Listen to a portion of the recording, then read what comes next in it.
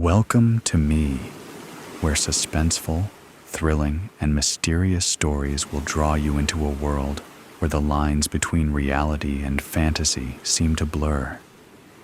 When the night falls, when all the sounds gradually quiet down, leaving only your own heartbeat and breathing, that's when these stories begin. Tensions, unsolved mysteries, moments that will make you hold your breath in fear or curiosity, all are waiting for you ahead. Find a comfortable seat, dim the lights, and let this sound guide you on a journey that is not for the faint of heart. I want each of you to leave a comment sharing where you are in the world. And if you are enjoying the episodes, don't forget to give a like and subscribe to the channel now. Relax. Are you ready? If so, join me in the first story right now. The funeral of Evelyn Warren. The chapel was too quiet. Grace sat in the front row, her hands tightly clenched in her lap.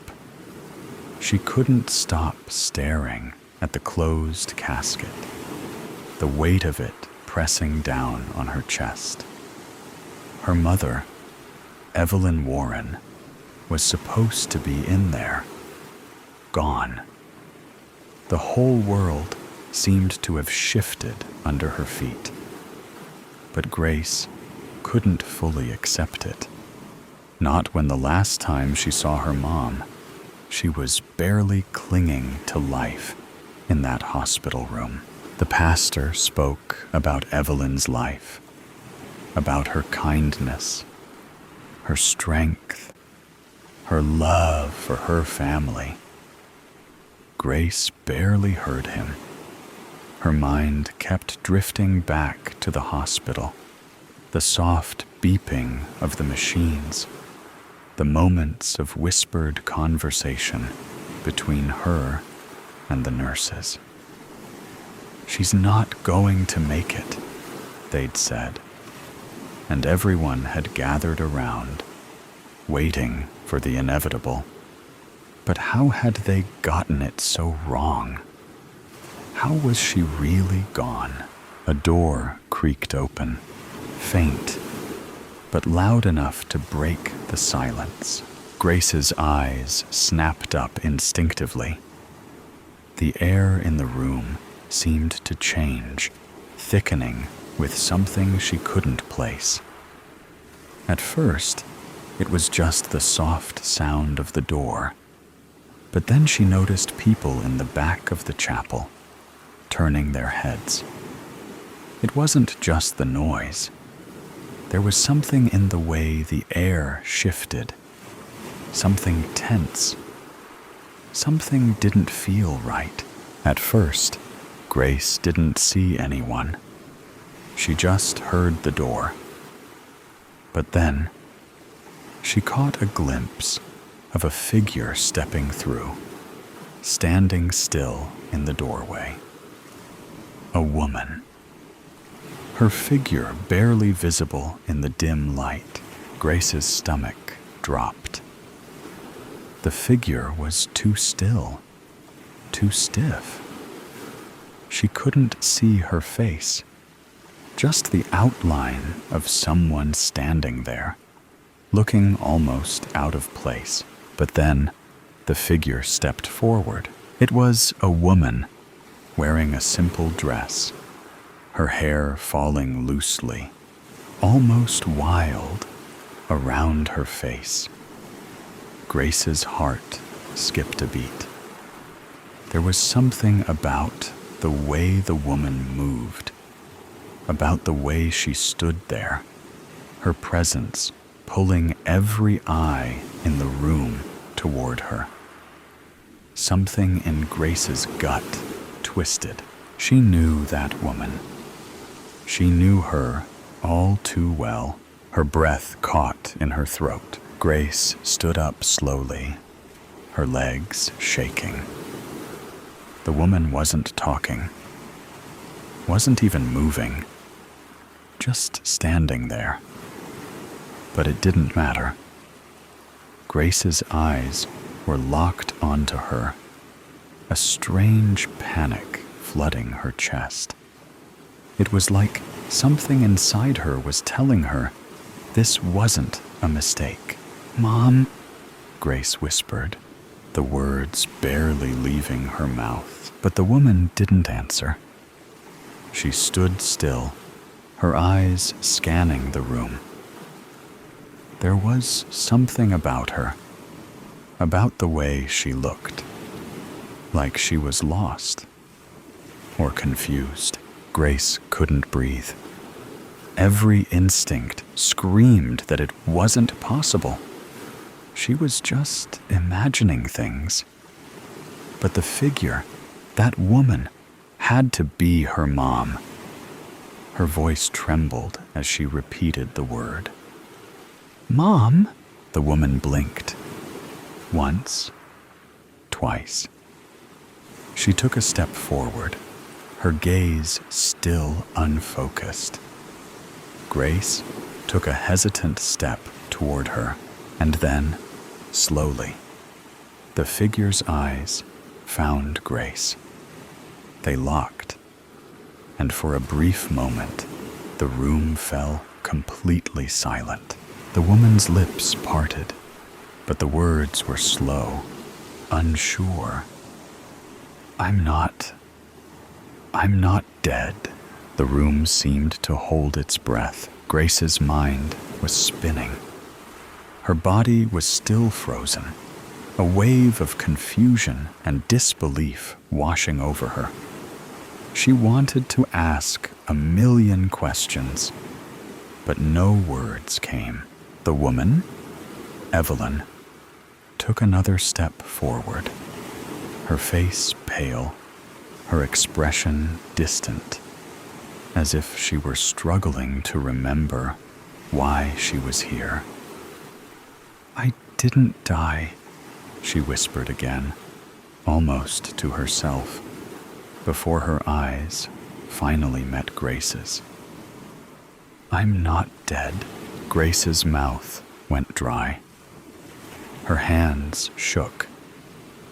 Her mom, standing there, alive, and looking like she hadn't just been on the brink of death. It didn't make sense.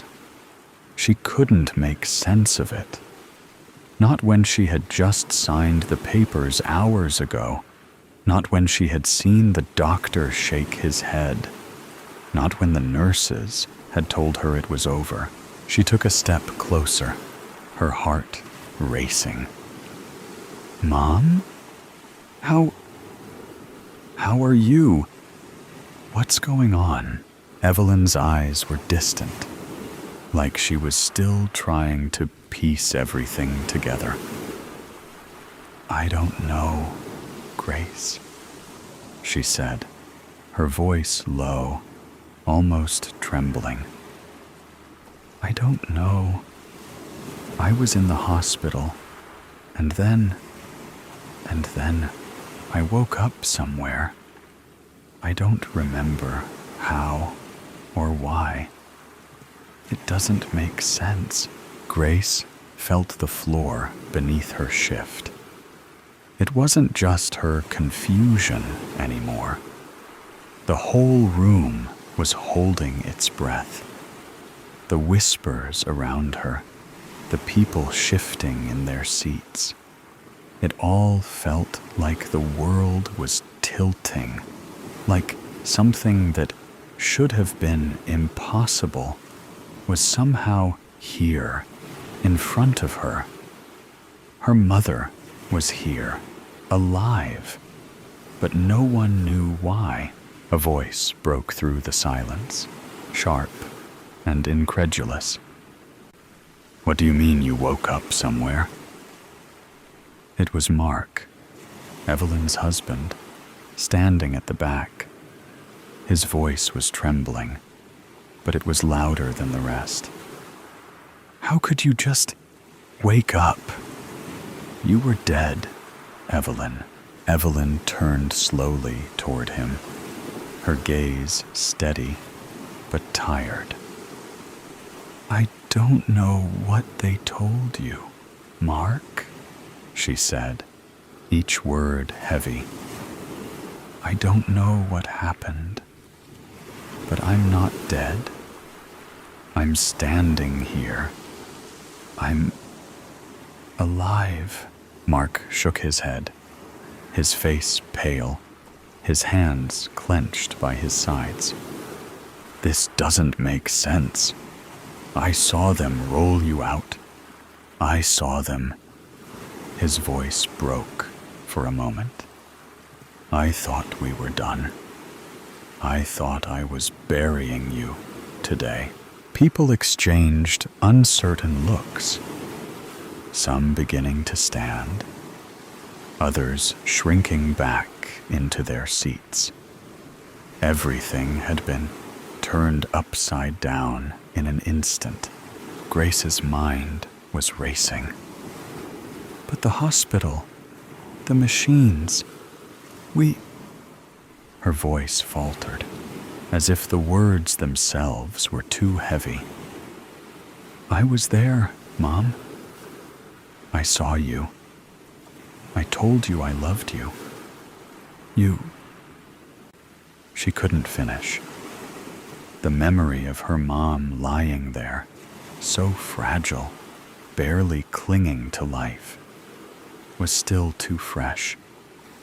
It didn't make sense. How could she be standing here now? So normal. Evelyn stepped closer, but there was no comfort in it. She wasn't the same Evelyn that Grace had known. She seemed distant, even when she stood right in front of her. It was like she was here physically, but her presence was off. She looked like someone trying to remember who they used to be.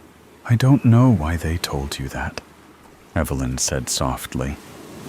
I don't know what happened, but I swear to you, Grace, I wasn't dead. I didn't die, but we were all told you were gone, Grace whispered, her voice cracking. Why didn't you come to us? I couldn't, Grace. I don't know what happened, but I couldn't remember how to get back. Everything felt so strange, like I was still in the hospital, like I wasn't allowed to leave. Grace couldn't breathe. None of this was making sense. I need answers, Mark said, taking a few quick steps toward Evelyn, his face twisted with disbelief. You don't just get to show up after we've all mourned you, after we've buried you, and say you're fine. I heard them tell me you were gone.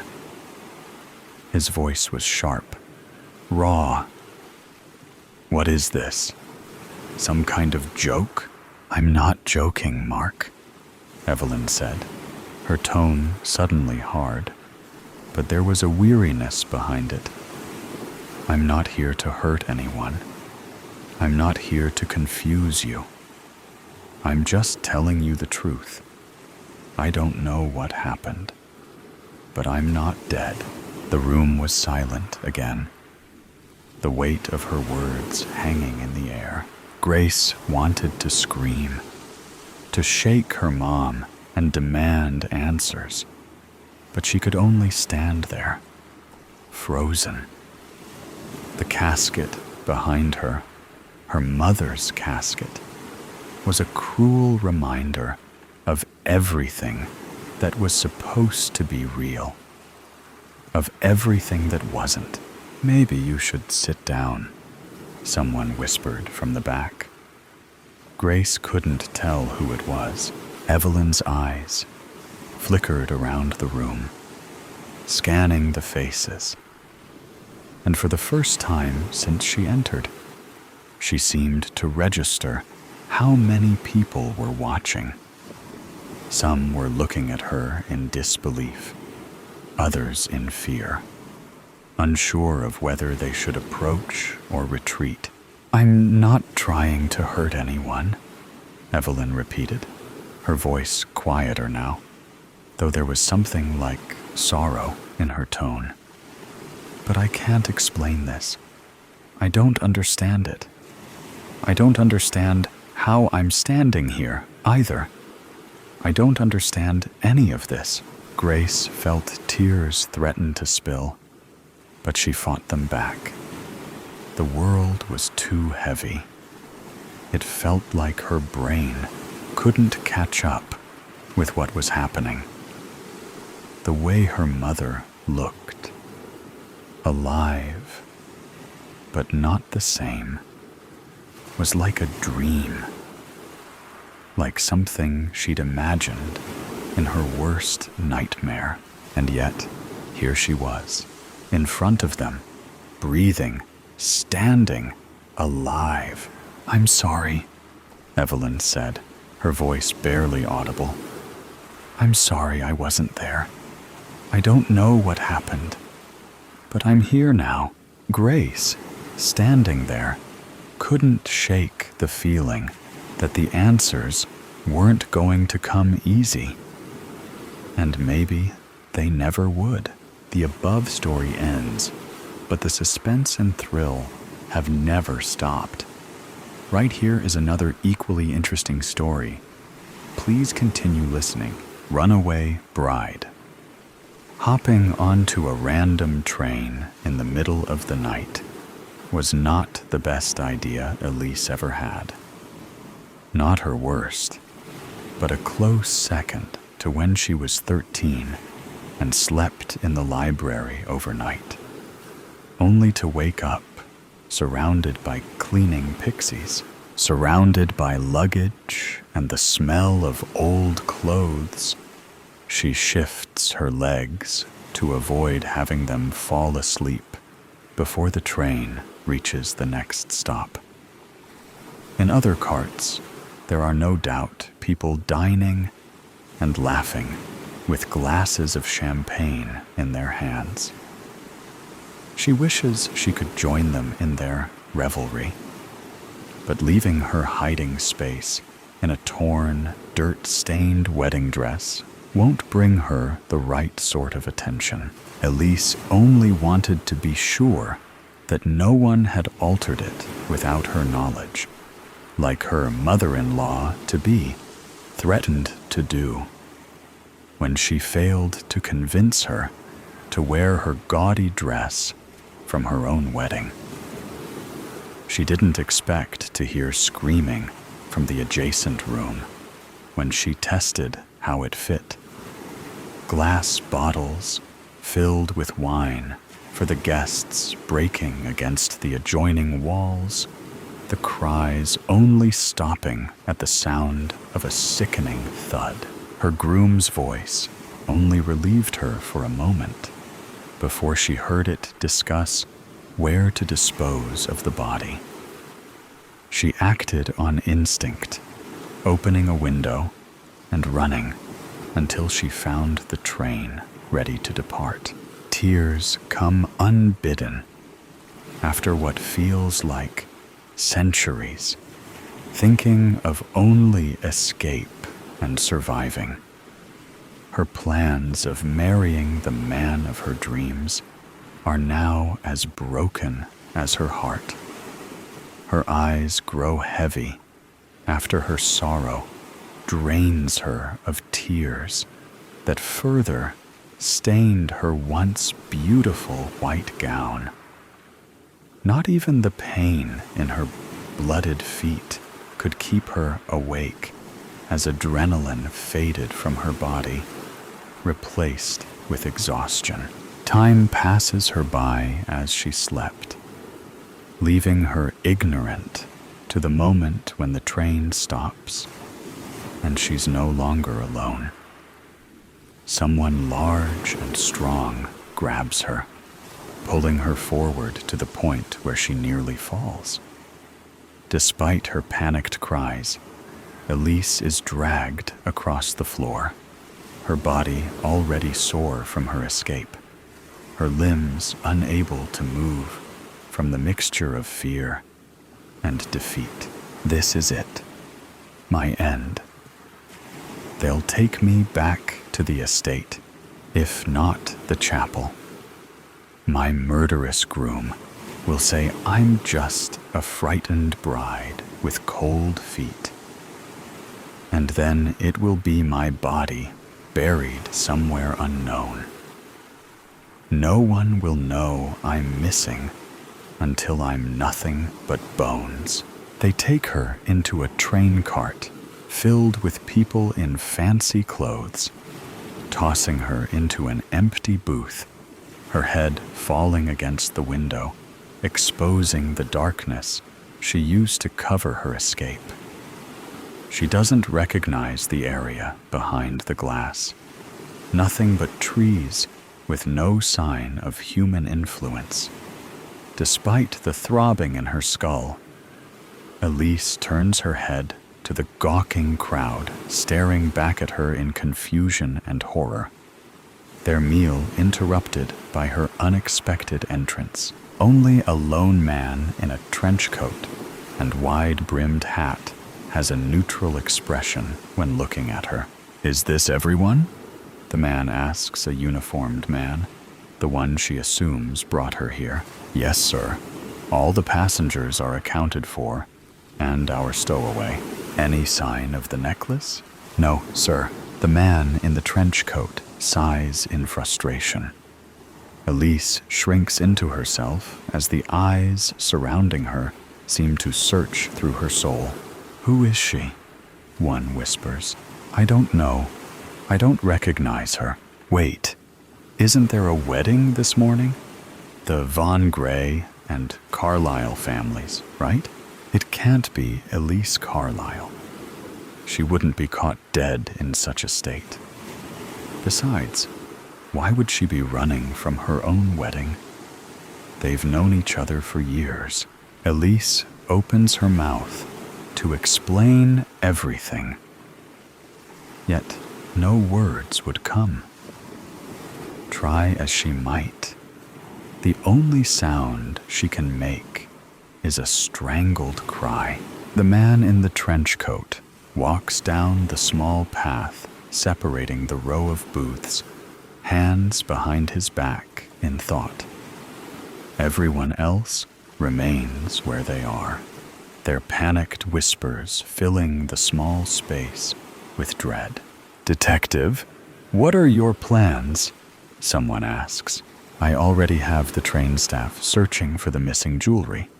The conductor is aware of this, and I've informed him to keep the train here until the necklace is found. If the thief wishes to reach Bridgeway, they will have to confess. Otherwise, we'll wait until the local police arrive to interrogate everyone." The chatter rises to frustrated protests. The person who dismissed her identity, a middle-aged woman with a large hat decorated with silk flowers, rose from her seat. "This is preposterous. I have somewhere to be, and being fashionably late isn't an option. If I'm not in the pews at the chapel with the other guests, when the bride walks down the aisle, the shame will ruin my reputation and standing in society." The detective ignores her outburst to write down something in his notepad. The older woman, realizing her declaration failed to sway the detective, reaches for her purse, opening it and searching until she pulls out a hand mirror. Its metal frame shaped into soft vines with glowing stones for flowers.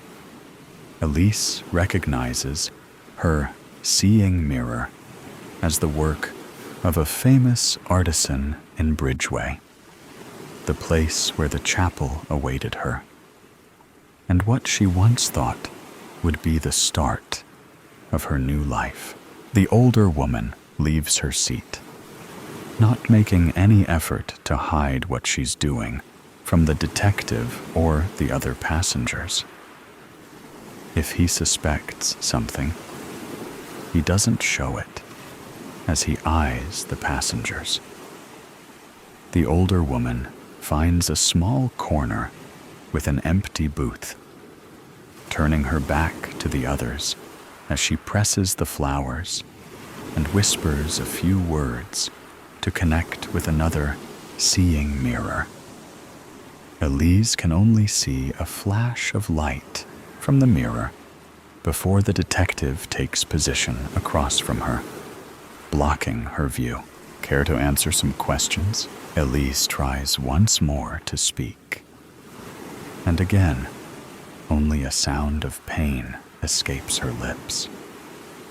The detective's hardened expression shifts slightly as she pretends to write with an invisible pen on the table. Here, you can use mine. Now, first question. How did you get on the train? Elise writes down a few words. Open door. Got on before the train left. And why did you get on the train? Running away. Heard a murder. Groom and groomsmen. Don't know who was killed, but was scared. Your future husband and his groomsmen killed someone? What else can you tell me? Screaming, fighting, glass shattering, silence. Then groom says they need to hide the body. The detective continues to ask her questions, Elise responding with what few words she could conjure from her mind, without fear settling in. When the interrogation is over, Elise feels hollow, yet despondent. The detective thanks her for her cooperation, moving on to a passenger in a heavy wool coat. Yet, before he could ask a single question, two things happen at the same time. A uniformed woman enters the train with a necklace of flawless diamonds in hand, and the older woman throws her mirror against the wall. The detective springs into action, reaching the staff member in seconds. The older woman turns her attention to Elise, her expression changing from rage to concern. She approaches Elise while the others are distracted with the reveal of the missing necklace. You're Elise, aren't you? Elise nods, hope rising in her chest. Oh, I should have known. The older woman returns to her snobbish attitude in an instant. Of course, when I connected to my cousin's mirror, she was certain nothing was the matter, or she would have told me. With this theft of your wedding gift, I worried I would be late, so naturally, I had to give the bride a proper blessing to alleviate the results of my tardiness. And when the mirror was given to the bride, you won't believe who I saw. Did the Von Gray family servants think so little of me that I wouldn't recognize one of them from the times I've spent with their mistress? The dress wasn't even embroidered. She pats Elise's head as if she were a child, while it swirls in confusion at the news. Poor thing, forced to play in a foolish man's game.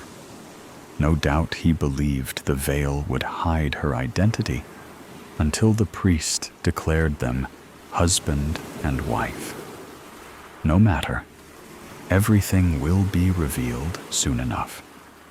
I told my cousin to inform your mother that your groom has a convoluted plan to wed another woman of a lowly station. Once we reach Bridgeway, all will be well. Elise is not certain the older woman's assumptions are correct, but the thought of salvation is enough to set her mind at ease. Once the train resumes its journey, the passengers return to a modicum of normalcy, talking about mundane things as they ate their now cold cold food. Elise's own appetite returned as she dined with the older woman, as she spoke of the scandal that will erupt once the truth is revealed. With time, the wheels break upon the rails as the station of Bridgeway comes into view. The familiar face of her mother, eyes stained with sorrow, light up once Elise races onto the platform into her warm embrace.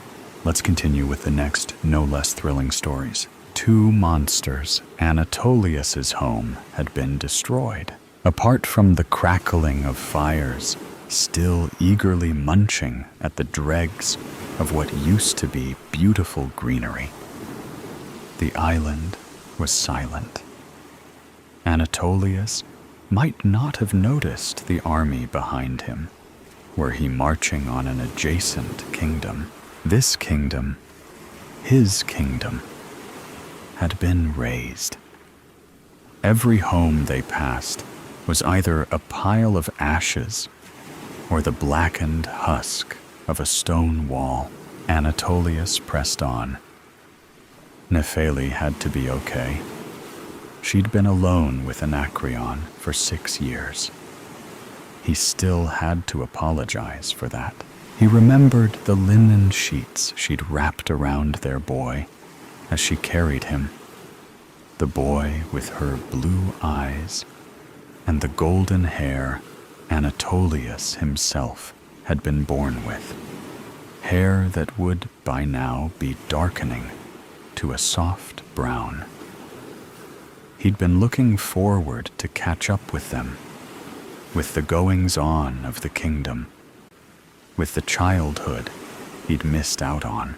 As they walked through the town, he heard several of his men cry out. The sounds of weapons dropping to the stone roads and the sound of feet racing off. Several corpses dotted the paths. Most were burned beyond recognition, but a few wore helms bearing a crest that had been melted by the heat. None of his men, of course. Some army that had sacked the place. But some didn't wear armor. Anatolius was trying not to think about that. He had to see to Nephele first. He had to. His sandal hit an uneven patch of stone in the path, and he stopped. Behind him, the sounds of his army rustled to a stop. No, he stumbled forward, the dying light of the day casting long shadows that blended with the soot-blackened stone, as if to trick him into thinking that it was supposed to look like this. The courtyard was in disarray. The once beautiful gardens that Nephele had so meticulously tended to were reduced to cinders. The 2 cypress trees at its entrance, little more than stumps. A bench lay in a heap of broken stone. The doors, at first glance, were open, though taking another trembling step forward, Anatolius realized there was no door in the hollow mouth leading into what was once his home. "Sir," Anatolius jumped. He'd thought most of the men had run off, seeing to their own homes, but Theodoros stood behind him, standing to attention. His eyes were hard, as if he were pretending to be blind to the destruction. Theodoros had fled his home, a country to the south, one with gods like Niam and Anansi, rather than Zeus and Hermes. He remembered helping the man out of a shipwreck when they were boys, making a comment about being surprised he'd survived the wrath of Charybdis, and realizing the boy couldn't understand his words. He didn't even have the language to tell Anatolius his name. Theodorus was the name they'd given him in Liu, and the name that had stuck. Apart from Anatolius, he didn't really have a family here. Theo, he said, stepping forward. He'd intended to make it a long, confident stride, but his foot skidded in the ash and rubble. You don't have to see this. I must, he said. His eyes grew soft as he regarded his king. If only to keep you on your feet. Anatolius frowned at him, then took a deep breath and nodded. He ducked into the doorway. The humble palace was illuminated by a wide hole in the wall, breaching through the ceiling of the upper floor. The smell of charred flesh, stale after days of abandonment, still hung faintly in the air. Anatolius pulled up his cloak to cover his nose. There could be survivors, he said doubtfully. Check the cellars. Someone could have hidden there from the fire. I'll go check my bedchambers. Theodoros opened his mouth to argue, then closed it again, giving his king a nod. He ducked into the kitchen and disappeared from view. Anatolius put one foot on the bottom step, taking a deep breath to steel himself, regretting it immediately as the odors seemed to coagulate in his nostrils. He readjusted his cloak about his nose and headed up the stairs, dreading what he'd find at the top. They could still live, he tried to reassure himself. If they're not up here, Theo might find them in the cellar. Perhaps Anacreon was hiding between the wine barrels when they came. He paused on the steps. They? Who was they? The city had been burnt to the ground intentionally. There were dead soldiers among the townspeople. But who on earth would have this big a problem with him? He almost turned around to go find one of those dead soldiers and examine the corpse more thoroughly.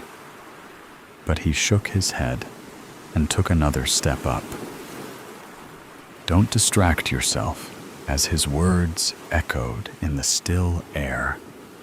He froze. The sound of something rustling in the rooms overhead were distinct now.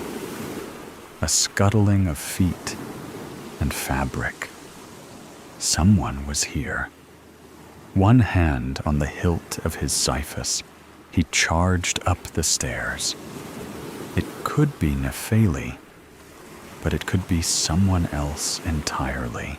He threw his shoulder through the remains of the door, barging into his rooms amid a shower of soot. He then froze. His chambers, now a single room with the walls burned or knocked over, were destroyed. He shook his head, refusing to let himself be distracted by the destruction, and turned to the bed. Their bed. His blood ran cold. Nepheli, thin and gaunt, staring at him in disbelief and fear, lay in the bed. At first, he thought she must be tied there, with how little she moved. But as she lifted her trembling hand, he realized she was simply too weak. With effort, she outstretched a finger to point at him. No, not at him. Behind him, he spun, in one fluid motion, drawing his sword. Initially, he saw nothing but the darkened corner of the room, blackened by shadows and soot.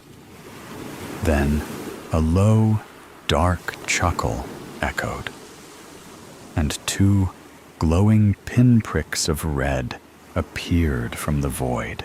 And here I was, half expecting her to die before you arrived, said a smooth voice, a shape separating itself from the shadows and resolving into a strange figure.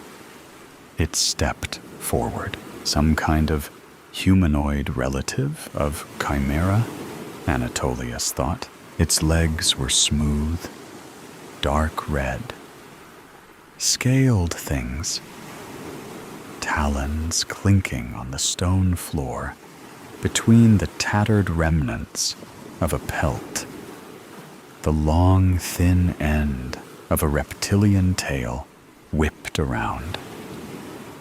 The figure's face remained in shadow, apart from its eyes, but Anatolius could just make out the shape of their head, adorned with wicked horns that swept back and arched up into points like some cruel wave. "Who are you?" he demanded in horror. "Not what?" The being chuckled, bringing a hand up to rest on their hip. It had those same dark red scales, same hooked black talons, clashing with the clean white of the creature's exomus. Most people ask me, what? I've had many of these conversations, King. Yet you're the first to ask after my identity first. I'll commend you on that. I know what you are. You're a monster. You brought your army here to destroy my people, and I will know why. Speak. The figure, infuriatingly, remained still. Another chuckle rumbling in their chest. Anatolius could practically hear Nephili's bones vibrating as she trembled in fear or exhaustion, perhaps both. What had this thing done to her? It's quite close to dark, they said, drawing his attention back. Are you certain you want to strike now? What's that supposed to mean? He shot back. One more dark chuckle. One more tremulous heartbeat. The sun was barely a blood-stained sliver cresting the windowsill. Then it was gone, the light dying from the room. The figure swept toward him. Only his reflexes saved him, his foot swinging out as he pivoted, trying to catch the creature unawares. The first thing Anatolius had learned in war was that a soldier's sword wasn't his only weapon. An instant later, he was staring at the ceiling through star-clouded eyes, wheezing for breath. The creature's tail tip unwound from his ankle, and the thing stepped over to look down at him, a silver grin cracking the violet dusk light. You should have gotten her and gotten out, they said, and lunged down at him. Cat. Pain greeted him as he woke. Head muddled, he groaned, reaching up to rub at a crick in his neck.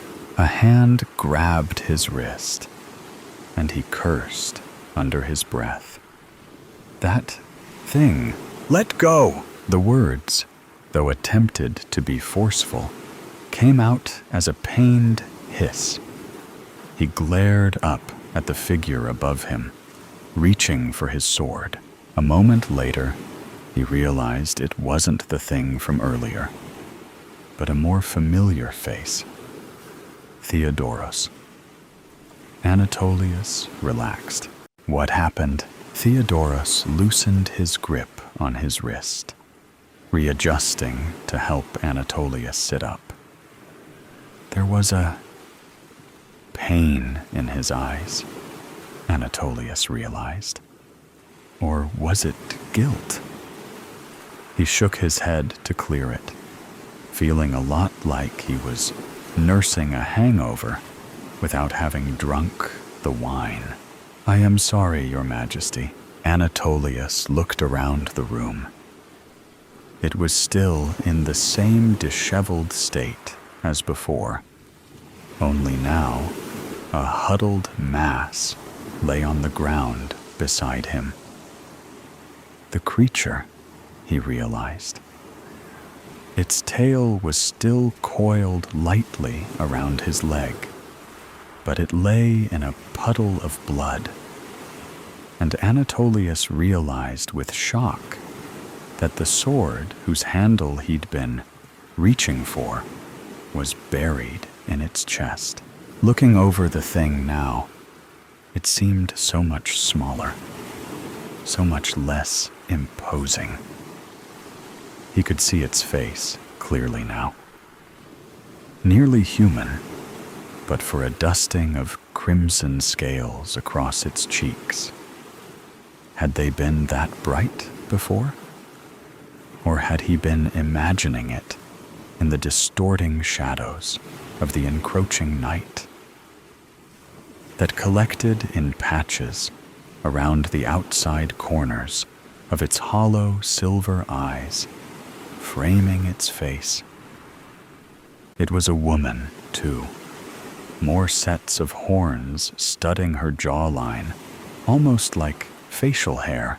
Her mouth hung open, revealing a set of fangs whose tips were dipped in blood. Anatolius reached up again, and this time Theodoros didn't stop him as he reached for that crick in his neck. No, not a crick, he realized, hissing in pain as his fingertips brushed a set of puncture wounds. This thing, what is it? He asked as he dropped his hand, looking up at his friend. Theodoros shook his head. He didn't know. Anatolius stood, feeling dizzy and weak as he got to his feet. He looked over to the bed, toward the unmoving lump under the sheets. Theodoros got up, but if his intent was to help, he moved too late, as Anatolius stumbled to the side of the bed and fell to his knees beside it. His wife, her once beautiful face now sunken in and bloodless, stared with dead eyes back at him. He reached up with trembling hands, one hand cupping her cheek, the other reaching for her hand. It was still outstretched, with the pointer finger out. She must have used the last of her strength to try and warn me, he thought, leaning up to kiss her forehead as tears collected in his eyes. Without looking up, he said, "Where is my son?" Theodoros was silent for a long moment. "I found him in the cellars," he finally said. "Dead? The smoke must have killed him." Theodoros usually sounded stern. Even in battle, he'd never cracked. But he loved Anatolius's family, just as much as he himself did. And now, their loss had broken something in him. If the pain in his voice was anything to go by, Anatolius took a deep breath, then stood, still holding his wife's hand. The night before he'd left for war, He'd promised to return. He'd promised to her worried tears that she'd see him again. That promise had been fulfilled, but it felt hollow now. A sudden rage seized him. He dropped her hand. Then, despite his weakness, he stormed to the side of the creature who had attacked him. The thing that had ransacked his kingdom, destroyed his home, murdered his people and his family. He reached out and ripped the sword from her chest, scoring it down her belly to upend her innards onto his floor. "How dare you!" he snarled. Blood arced as he swung the blade down, then sprayed out as he drove the blade into the dead monster again. "How dare you! How dare you! You God's damned rat! You disgusting wretch! I was loyal to the gods. I commanded an army. I destroyed my enemy.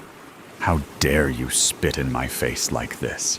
With each heartbeat, he swung the sword again and again and again. Blood drenched the floor, splattered the walls, and soaked up the ash from the fire, coating his clothing in sprays of red and black. A bit of it got in his eyes, his mouth, as he screamed his defiance. He didn't care, even as he tasted it going down. He didn't stop until the body was unrecognizable. Chunks of meat decorated with once fine fabric and putrid viscera. Even then, he didn't want to stop. But his fatigued muscles gave out, his arms refusing to lift the blade. He glared at the thing, the only bit of it still vaguely intact, its mouth, still agape. Then that mouth closed and smiled at him. "So you accept," came a voice, though the lips didn't move further. He blinked, about to turn to Theodoros to ask if he'd heard it too, then froze. Anatolius was no longer in his room. He looked around, finding a field devoid of color. He spun sluggishly, wondering if he'd threat of exhaustion, if he was about to be approached by Karen and guided by Fairy to join his family. For a moment, he hoped so. Then a sound echoed. A footstep. A figure did approach him, but not the figure of the god he expected. A familiar figure, with lizard's legs and a thin, whip-like tail. He hissed and crouched down, sword ready, and lunged forward with a strength he thought had abandoned him. "Wrong way, King," said the woman's voice. Snidely, he whirled on her, slashing once more with his blade. Again, her voice was behind him, though this time it was an exasperated sigh. "Maybe I won't tell you what you've done to yourself. It's more fun to imagine your despair from Tartarus. Anyway," he turned, though this time confusion stayed his hand. "What I've done to myself?" The creature gave him a flat look, clearly disappointed. "Yes. You could have let me kill you. I came to your kingdom, destroyed it, slowly drained your wife, and let your son choke on his own death in the cellar. And you didn't bother to ask me why. I'm insulted Your Majesty." He curled his lip. "Why would I want to know why? You deserve death." "Oh, I'm already dead." "Good job on that, too.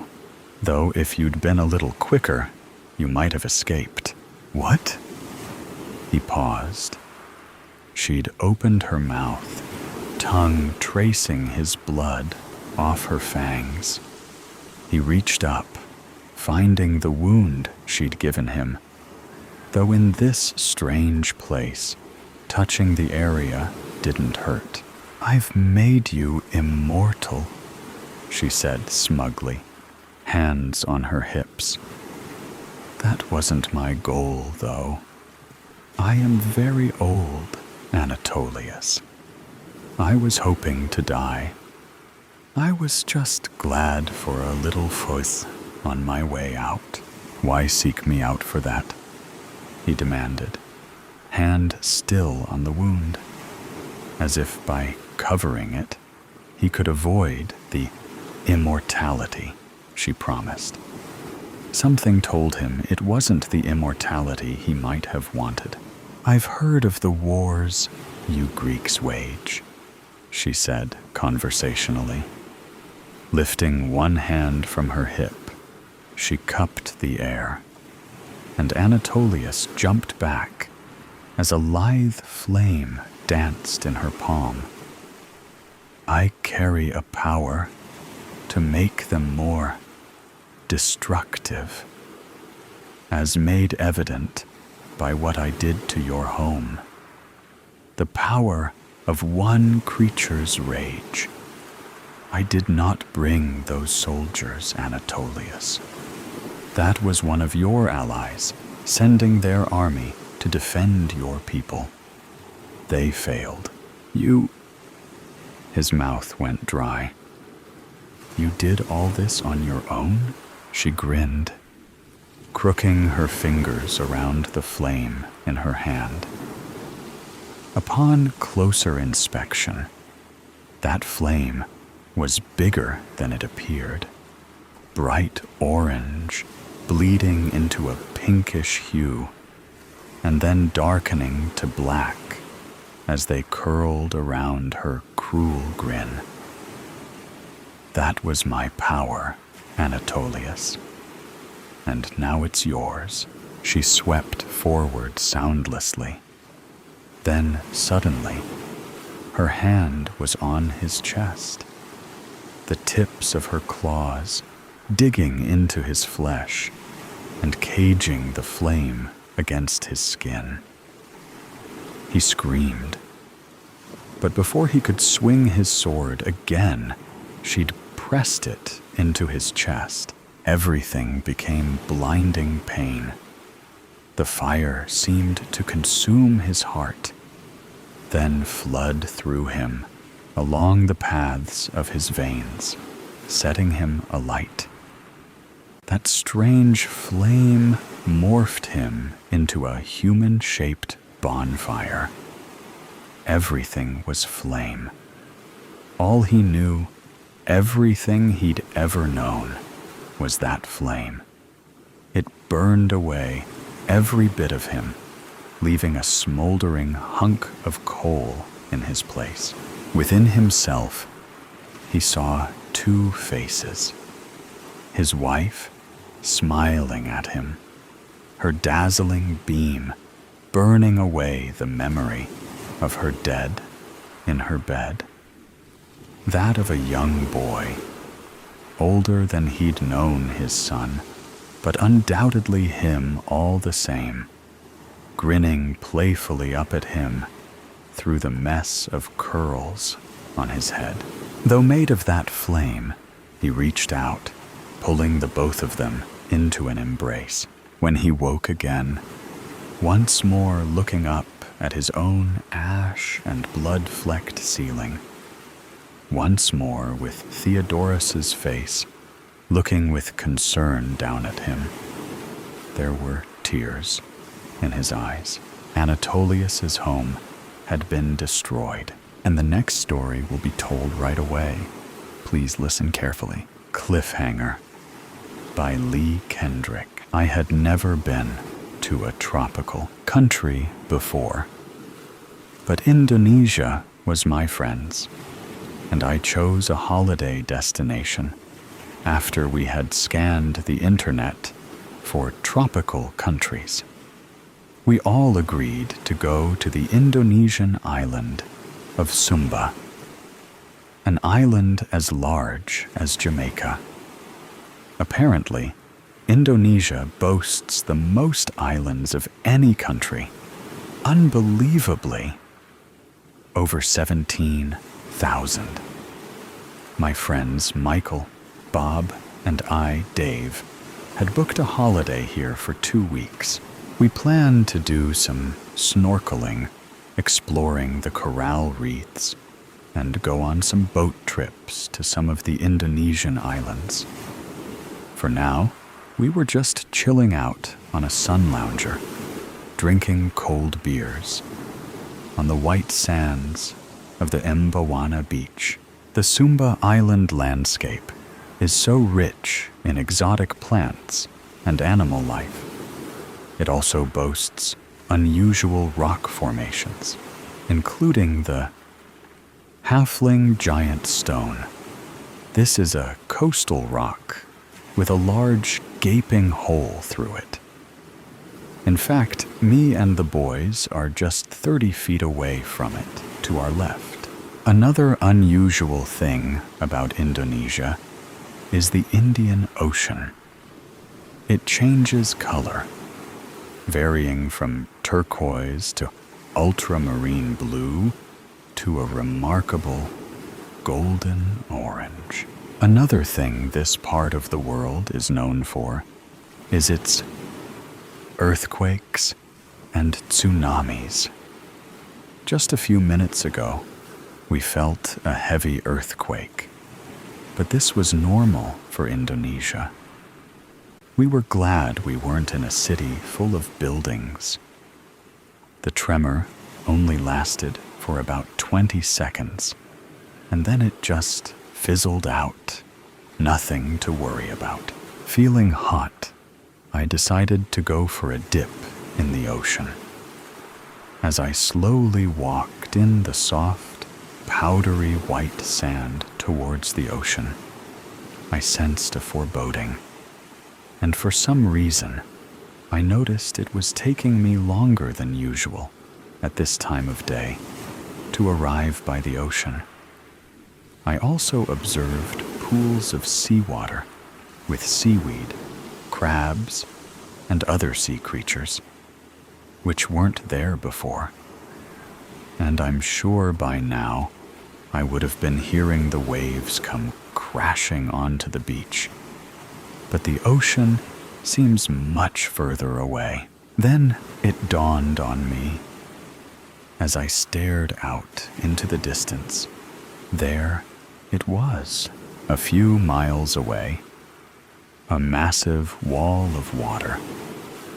Difficult to measure, but I would say it must be at least 50 feet high, and it was heading towards the beach. It was a tsunami. I had heard in documentaries about how the ocean suddenly withdraws from a beach, heralding a tsunami. Is this my time to die? I thought. I turned and ran as fast as I could, back towards my friends, wearing my stupid flip-flops. As I ran, I observed dozens of people lying on their beach towels, oblivious to what was about to happen. I attempted to shout to warn them, but no words would come from my mouth. I was unable to speak because I was in the grip of fear. I managed to attract a couple's attention, but they just waved back at me and continued sunbathing. I picked up a heavy shell and threw it at them, and then pointed frantically towards the wall of death. I ran and ran, painfully slowly, getting closer towards my friends. Then my friends Michael and Bob saw me. I waved with both hands frantically in desperation to try and warn them as I pointed back to the ocean. They just seemed to ignore me. Finally, I reached Michael and Bob to pull them away. My larynx was constricted, paralyzed. I couldn't utter one word as I pointed back towards the ocean. A bloody, gigantic blue-green wave was only a couple of 100 yards away. By now, there were people screaming everywhere on the beach. We all started running. But where? Where do we go? Do you climb a tree? The waves are too high. Do we try to outrun it? No. It's too close behind us, and it must be moving at over 100 per now. Do we go left or right? Maybe the wave isn't as long as the beach. Very unlikely we could escape it. It probably stretches as far as the length of the beach. We kept on running in front for our lives. As the adrenaline coursed through our veins, I spotted the cliff some 50 yards away. The tsunami was now so close behind us, you could hear its thunderous roar, like a wild beast after its prey. As we managed to reach the cliff, we climbed as rapidly as we could, managing some 30 feet when the wave crashed heavily into the cliff. It demolished the halfling giant stone and engulfed the surrounding area. The beach had been swallowed up, and the ocean continued to climb, moving closer towards us. This wild beast wasn't done until it caught up with us, all three of us now exhausted and, like a gazelle, tired out with all its energy, spent. It was ready to drop and resign its fate to the beast chasing after it. I knew it was just only seconds away before the wave would claim me and my two friends. Suddenly, my heart stopped beating. To my horror, I was unable to lift my leg up to a ledge. It had got entangled in some plant's tendrils. Bob and Michael were too busy escaping to not notice me in trouble. The water was now up to my ankles as I frantically moved my foot to budge it free. The boat just wouldn't move. By now, I resigned to the fact that I was going to drown. As a 26-year-old, I was hoping for longer on this earth, and I just wish Bob and Michael escaped the wave. The water was now rising up to my neck. I closed my eyes and saw flash images of my mother, dad, sister, and brother. But wait a moment. Why hasn't the water covered me yet? I thought. The next thing I noticed was the water level was going down. It was now down to my feet, and I was able now to budge my foot free. The water was drawing slowly away, down to where the ocean and beach would normally meet. I looked up to the top of the cliff, and there, looking down, were my two buddies, Michael and Bob, waving to me, laughing. We all had a miracle escape. Sadly, many tourists didn't. And just when you think all the weird stuff has been told, the next story will make you think again. Unexpected turbulence. I catch myself staring into the bright blue space of nothingness. as I instinctively prepare another cup of tea. Balancing myself with a wide stance, the tea swoops up around the cup, teasing a spill, as I manage to place it down for the woman in 12D. Her legs stretch out in front of her as she makes the most of the emergency exit row. I move down the next few rows, filling plastic cups with water and stale coffee.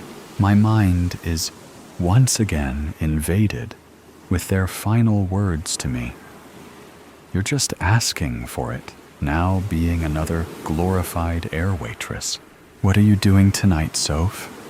Krista asks, rearranging her white blouse and smoothing down her skirt as I start packing down the drinks cart. Just the usual, I guess. Wow, look at you spicing things up. She mocks, adjusting the pink scarf around her neck with perfectly manicured hands. The usual means I will be performing the same overnight trip routine of gym, jog around the city, order in cheap hotel food, and read a book. I once defied my better judgment and went out with Krista, but ended up having a panic attack in the bathroom. One of the guys at the bar had slipped an arm around my waist, and the touch of a stranger set off every warning sign in my body. I opted to get the next round of margaritas after pulling myself together, and my head didn't hit the hotel pillow until 3 a.m., before my alarm woke me up an hour later. The sunlight at this altitude is unforgiving on hungover eyes. So who are you planning on staying up with all night? I tease. Okay, so you remember how I told you about Matt? I hardly remember any of her friends' names, but I nod anyway. So he's in town and has invited over a couple of his friends from work. We are going to start at Gin Palace. You remember that cute place, right? Hidden door in the alleyway, a few lanes down from the hotel, bookcases on the wall, house music, and those huge wine glasses I like, but with all different types of fancy gin and tonics. With my back to her, as I stow away the trolley, I realize she's waiting for my confirmation. Oh yeah, I remember. Nice place. Unbothered by my obvious lack of interest, she continues. Anyway, we are starting there, and then we're trying a new spot nearby. Apparently, one of his friends knows a club that is all completely glow in the dark, and she's cut off by the sound of the seatbelt light turning on as the captain announces we are likely to experience turbulence. Our cabin manager signals us to make our way down the aisle to ensure everyone follows the instructions, stopping to help a mother of 2 buckle up her sticky-looking toddlers. I think about Krista and how she is so open to new experiences and people. I can already imagine how her night is going to go. She will greet her friends with a big smile, and they'll cheers to having a fun night ahead. They'll share laughs, gossip, travel experiences, and talk like they've known each other for years. She has that effect on people, myself included. A commotion seems to be happening down the back of the plane, but it doesn't sound unusual. It's probably another disgruntled passenger complaining about being restrained by the seatbelt sign. Sounds like another safety rebellion happening. I joke quietly as I meet Krista in the center of the cabin. Actually, it's some fancy businessman with an accent complaining he was assigned the wrong seat. She rolls her eyes. I think he's European, but not the sexy, swoony kind. My stomach drops from the mention of an accented businessman. I swallow the wave of anxiety and force a sarcastic smile. If only more swoony European tourists came here for holidays, hey? Well, I wouldn't be hanging out with Matt and his friends tonight. I'll tell you that. She quips. We're about 30 minutes from touchdown and about to prepare the cabin for landing. It has been a relatively easy flight. Everyone in my section seems content, and the disgruntled man appears to have quietened down. Our cabin manager approaches Krista and I. She asks us to continue scanning the rows further down while she checks in with the captain. The turbulence is almost unnoticeable as I walk toward the back of the plane, but I sense a few nervous flyers and reassure them it's okay. We're not far from our destination. Then I see him sitting in the aisle seat, second row from the back. Cold gray eyes stare right through me. His mouth curls into a tight, malicious grin. A sudden drop of the aircraft challenges my balance, and I grab onto the nearest headrest to steady myself. Apologizing to no one in particular, I turn around in disbelief. Looking over my shoulder, I check if it's just a cruel trick of my subconscious. The seat is empty. Terror begins to smother my body, and I feel my hands tremble. His face has haunted me before. I've seen him in train stations, in busy restaurants, and on crowded flights like today. I'm almost used to his memory penetrating my reality. I remind myself again that it won't be real, and my mind is playing tricks. A few confused faces bring me back, and I straighten up before retreating to the front of the plane. Pulling the curtain across behind me, I start to feel my throat close up. It's not real. He's not here. I was just imagining it. My hand is gripping my chest, as if to stop my heart from bursting out of me. The lavatory door is opened, then locked on the other side of the thin material, separating the passengers, oblivious to my silent distress. Calming my breaths to a steadier rhythm, I squeeze my elbows onto the small bench space in front of me and let my head fall into my hands. I sense I am no longer alone. The uniform suits you. Now I'm hearing things. My insides turn, and I feel vomit fighting its way up. You don't have to be shy. I know it's been a while. His words are thick with Syra, and an accent I haven't heard in over a year. My nose twitches as his cologne inches closer, infiltrating my airways with unbearable familiarity.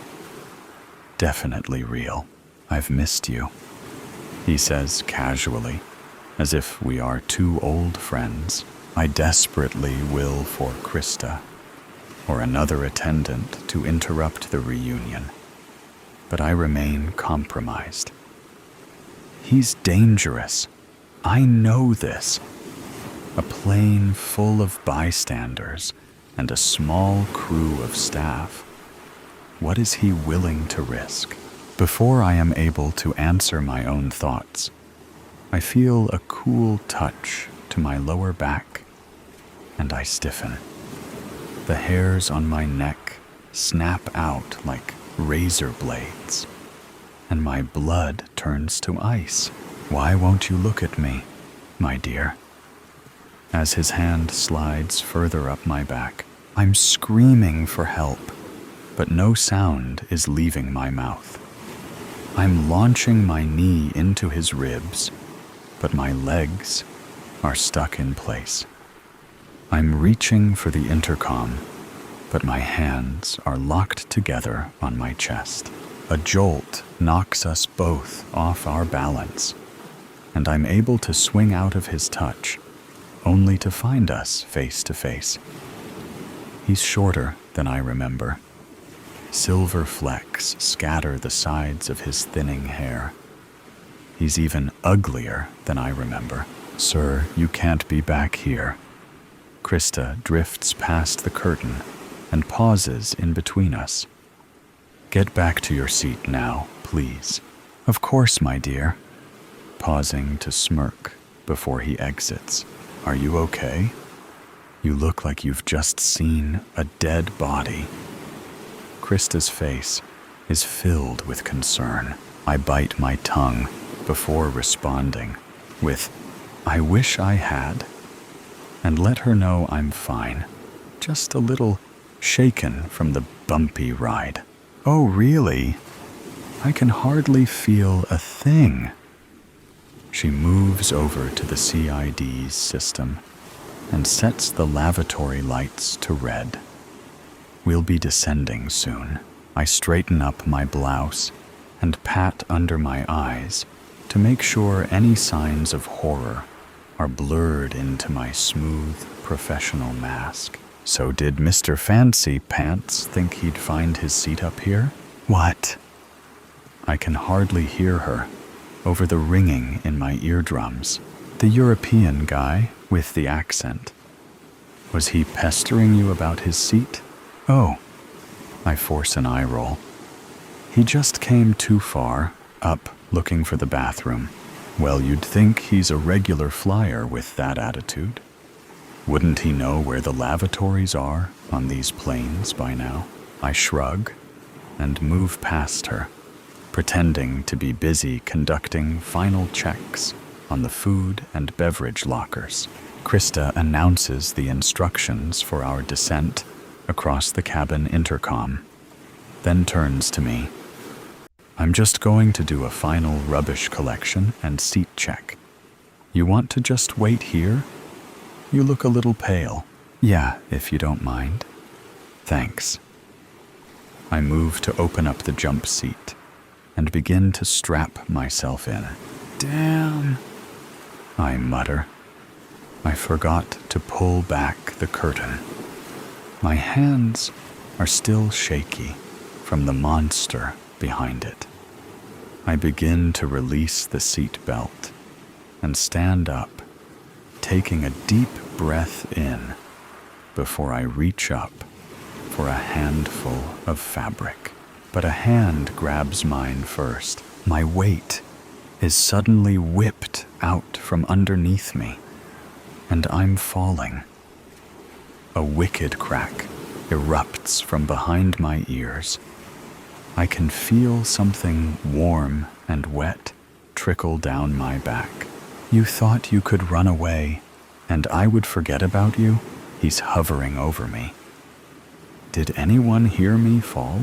Bringing his slimy fingers to my face, he strokes my cheek. Paralyzed. I'm trying to run in a bad dream, but my legs won't move faster than a walk. I'm being chased, but my body has no sense of urgency. My mind is fighting to control a faulty vessel. His hand on my thigh makes me feel 18. Oh my God! I hear someone shriek. She fell. I was just checking on her. Sophie, are you okay? What happened? Krista bends down next to him, and I struggle to focus on which one of her swirling faces is real. I want to tell her to call for an emergency, but I can't seem to gather the words. She's an old friend. I can keep an eye on her if you get a first aid kit, he says, maintaining his cool composure next to me. Looking directly at him, she says, "Sir, you need to leave right now."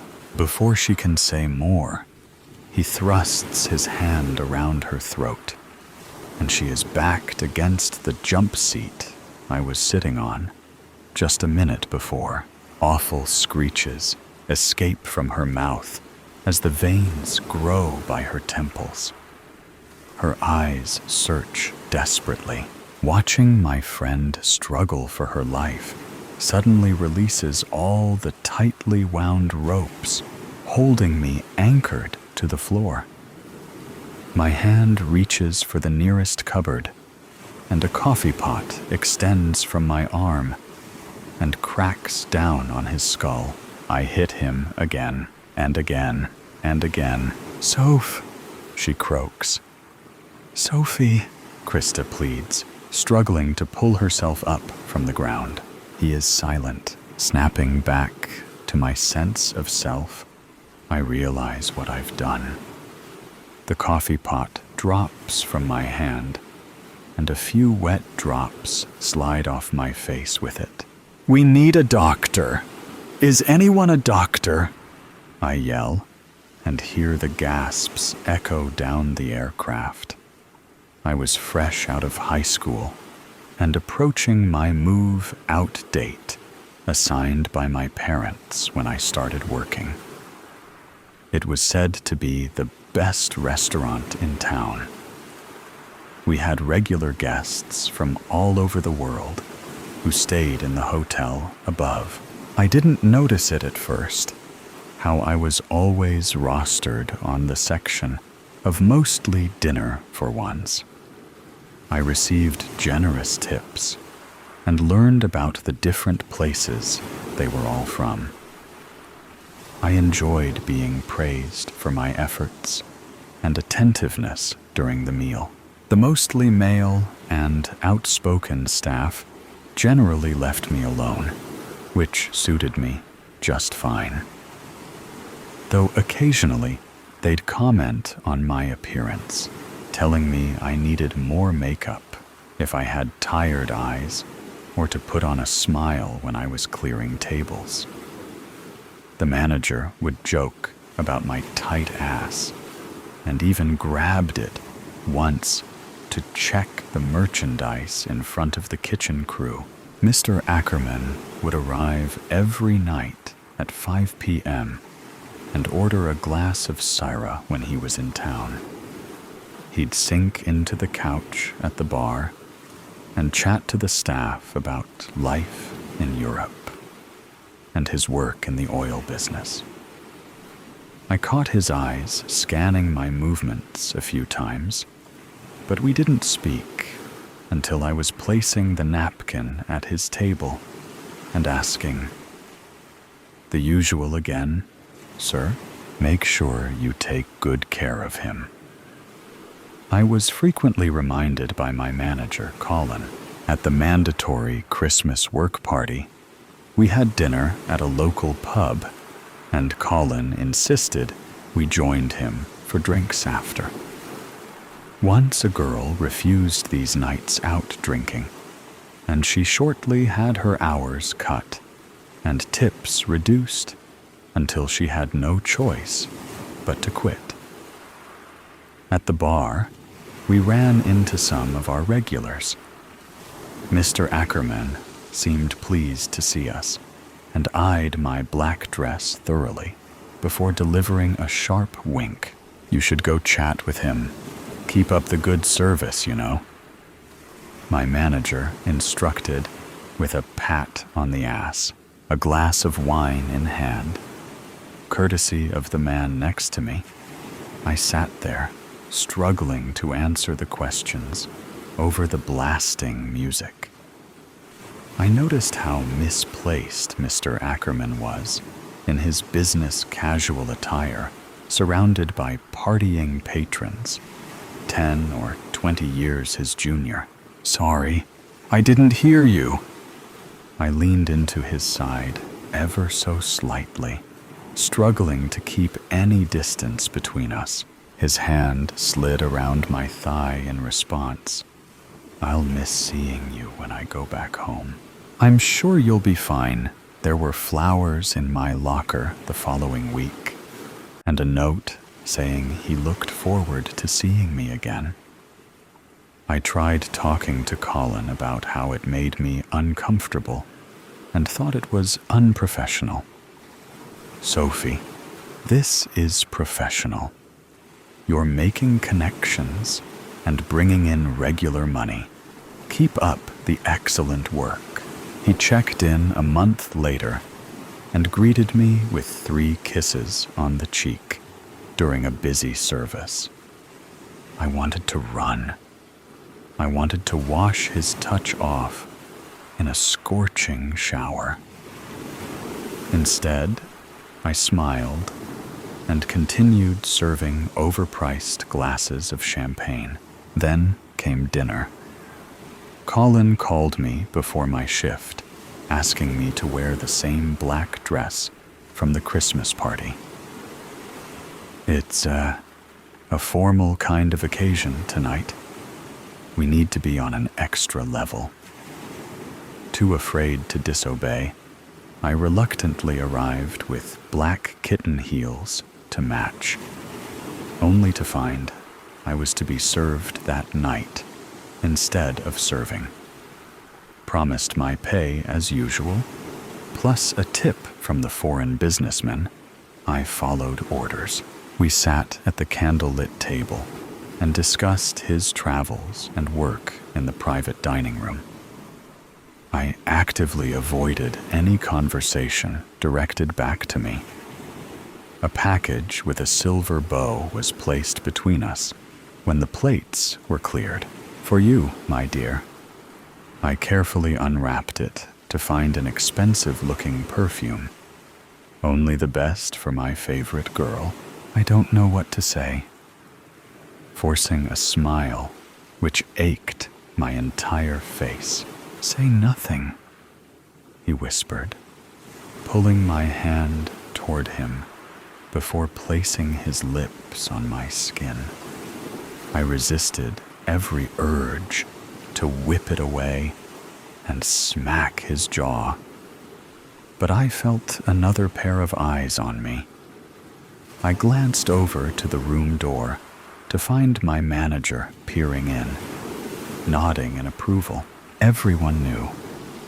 They all played a part in it. They helped print letters, deliver flowers, and even gave him my phone number. I was a pawn in their game. Mr. Ackerman must have offered more money than I could have imagined to the entire hotel staff. What other motive did they have? Or was it just a funny joke to them? What followed in the months after will stay with me for the rest of my life. I eventually cracked the morning after being requested to join Mr. Ackerman in his room for the night. I burst through the lobby and headed straight to the manager's office.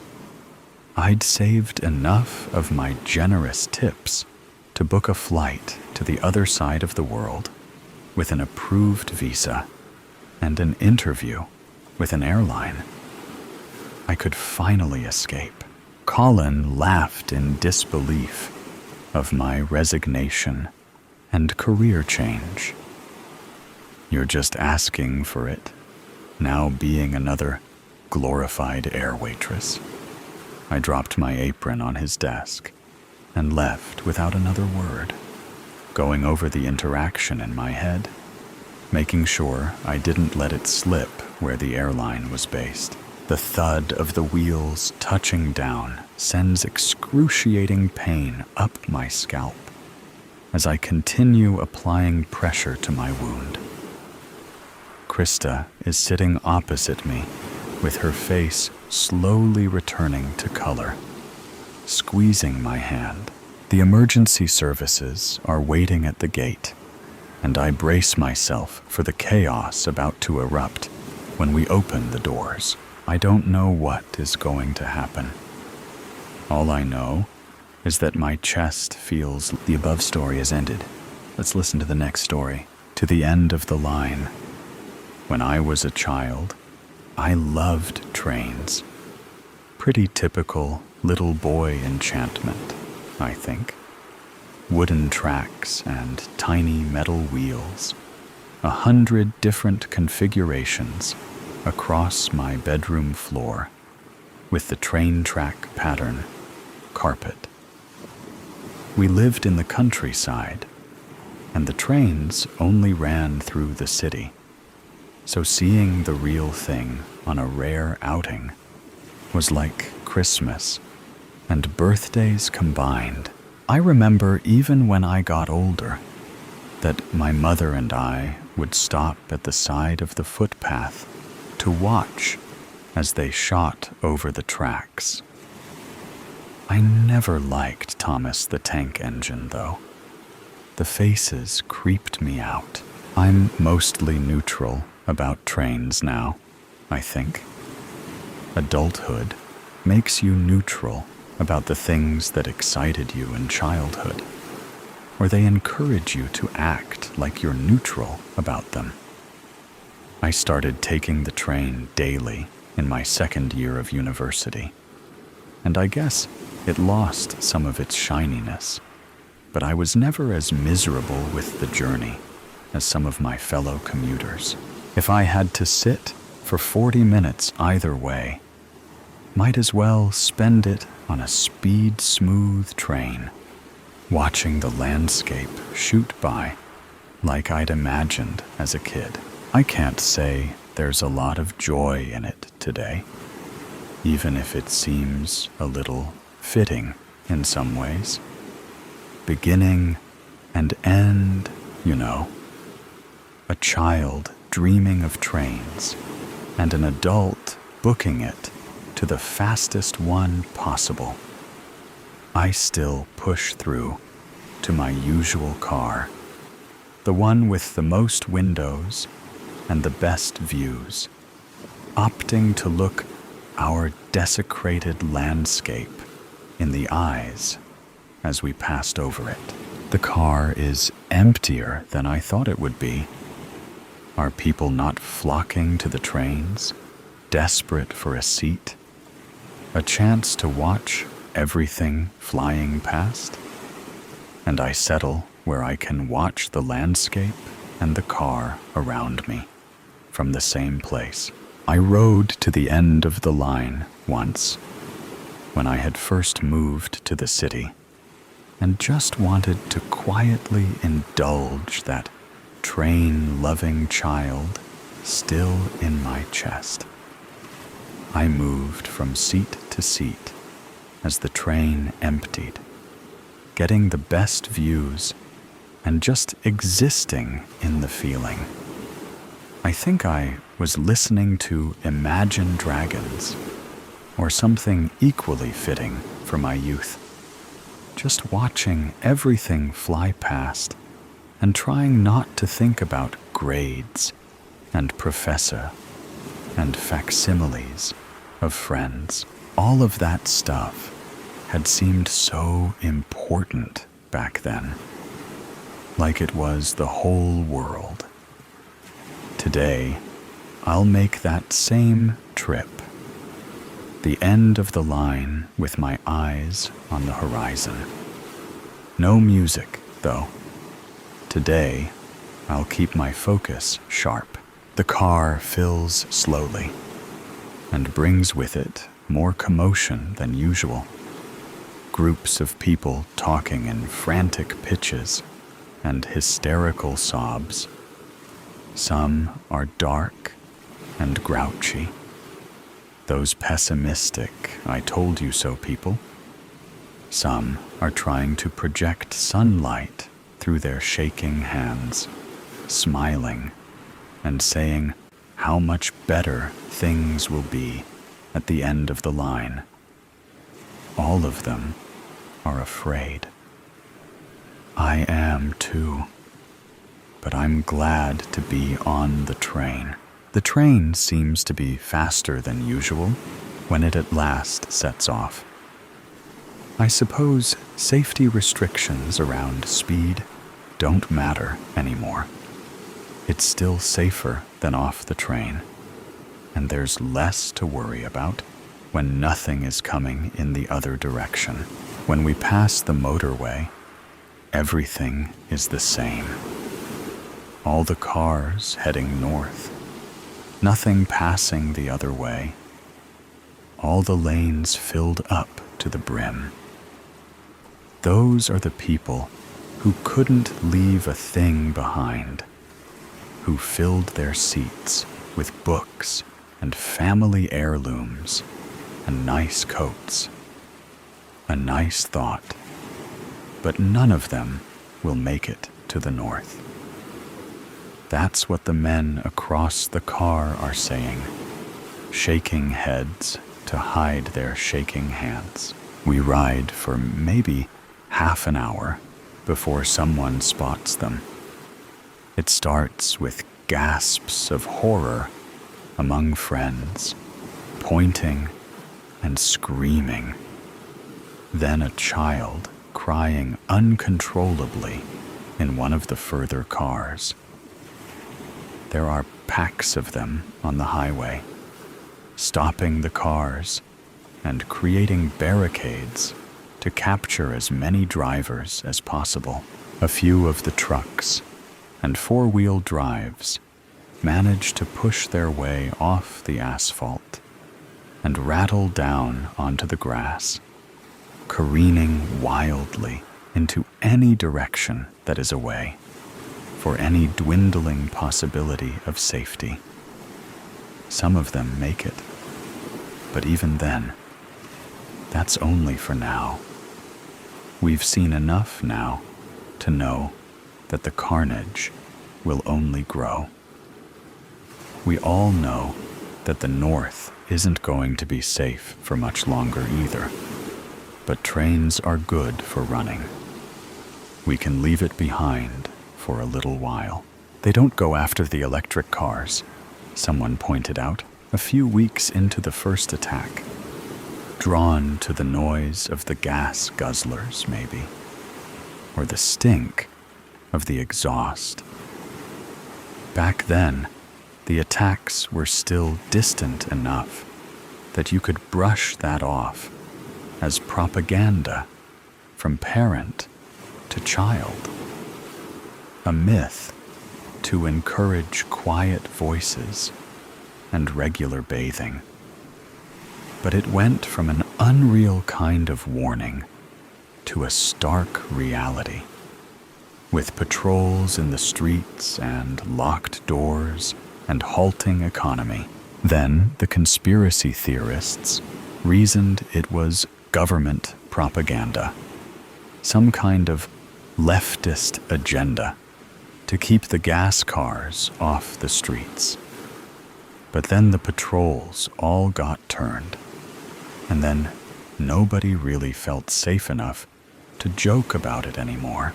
They were saying this city would be the first to go. It looked like something out of a movie from 2014 that teenagers watched religiously, swearing up and down that it wasn't just some dark fiction, but a prediction of the future. This was where we were heading.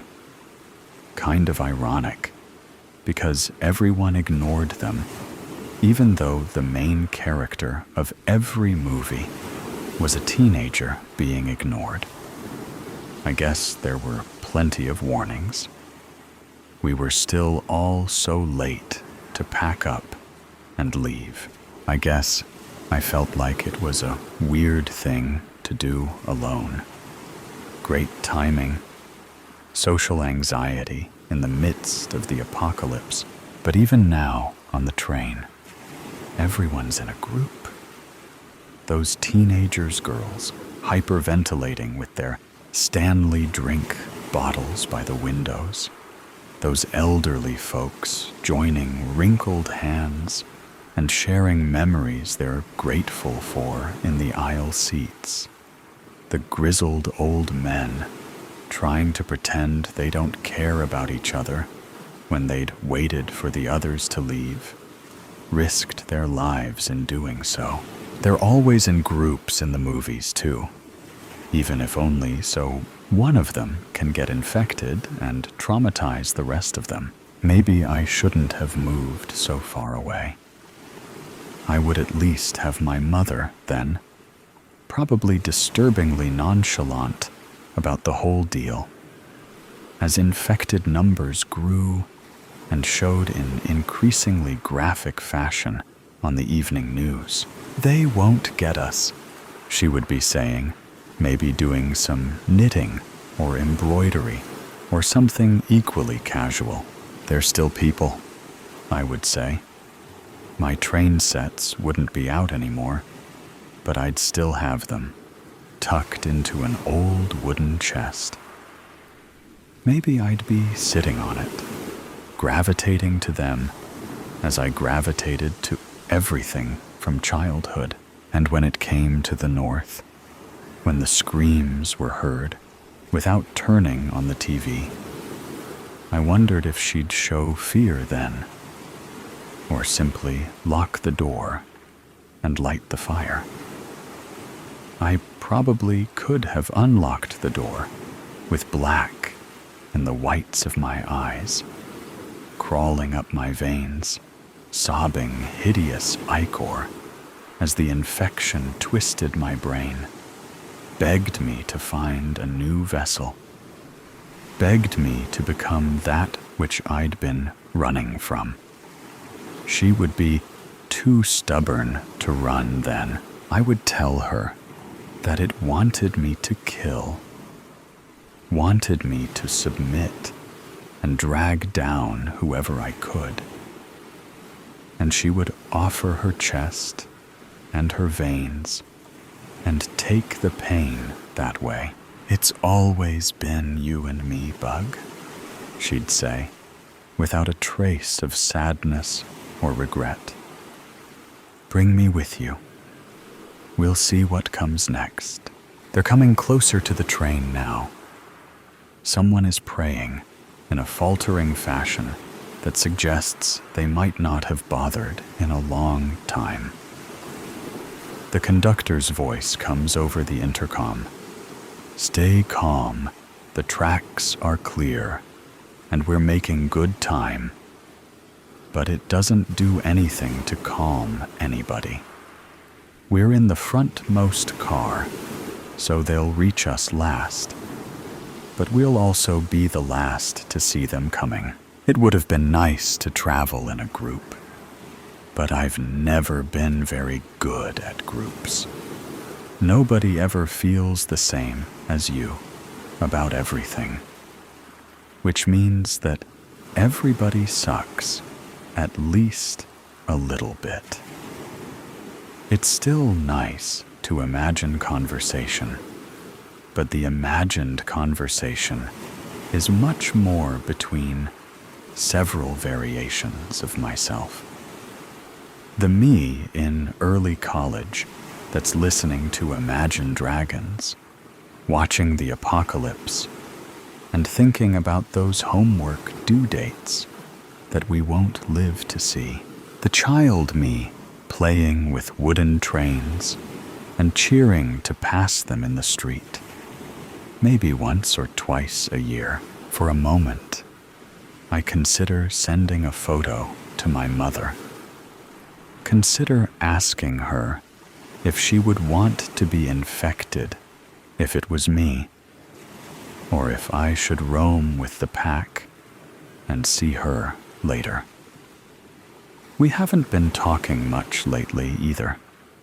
She sends me a link to Facebook sometimes, and I send her a picture of the meal I door-dashed sitting in a dirty pan. I don't know how to segue into asking how she wants me to die.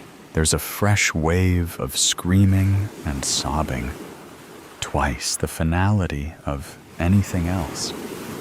And it takes me a moment to realize it's coming, not from another car, but from the very front, where the conductor sits. I brace myself before the impact, but it's not any use. The train flips over itself. Something left on the tracks, probably, or the metal itself chewed and twisted away. Everyone is screaming, and we all tumble over each other as the car tumbles and glass smashes in all directions. Some people huddle further into the rubble as if they could ever stay hidden. Some pick themselves out, bleeding and shattered, and try to run. I've come to terms with the inevitable. I don't think anyone can run or hide. I think this is it. But I got to have one last ride on my way to the end. The next story will begin now. The Midnight Ride. It was a dark night, one of those without any stars to look at, and a dark moon. Not even the universe was interested in what was about to happen. There was no spotlight over me, nor a guiding light to help me escape. As I ran to my car, one of my heels broke, and I twisted my ankle. I took out the shoes and limped to the door while looking for the keys in my purse. Damn big fancy bags. This whole scenario would have been much easier with jeans and sneakers. But that was not something I could change, and dreaming about better times would not help me either. My hands were trembling, and I was about to empty the bag when I touched the furry pom-pom I had attached to my keychain days before. I took out the keys, opened the door, and once I was inside, I locked the car. The street was empty. No one was screaming my name or running after me, and I took a deep breath before starting the motor. When I passed the campus gates, I felt light and smiled. I was free, and I felt happy. Before entering the highway, I stopped at the last traffic light and adjusted the mirror. I could not even remember the last time I touched it. And then, when I lowered it, I saw them smiling at me and waving. I tried to open the door. I wanted to jump out, but Amir moved his arm to my neck and pinned me to my seat. Ezra moved to the front slowly, while I struggled to move or breathe. Suddenly, everything hurt, and I did the only thing I could. I pushed the gas pedal with my foot, and my ankle cracked, making the pain even worse. Ezra took the wheel, while I tried to free myself from the strangling arm. But Amir whispered in my ear, "This will happen, whether you like it or not. I gave you the choice." His teeth sank into my neck, and as the pressure increased in my skin and the wound started to burn, I felt my life running away from me. The blood spilt over my white dress, forming stains that seemed broken rose petals. And shortly after, my head fell on Ezra's lap, and the car stopped in the middle of the highway. "Move her," said Amir. And Ezra grabbed my body and threw it to the back seat like I was weightless. Amir sat in the driver's seat, and once Ezra sat by his side, the car started again. I could barely breathe. The only thought in my mind was how much blood I had lost, and how much more was now running down the leather I was lying in.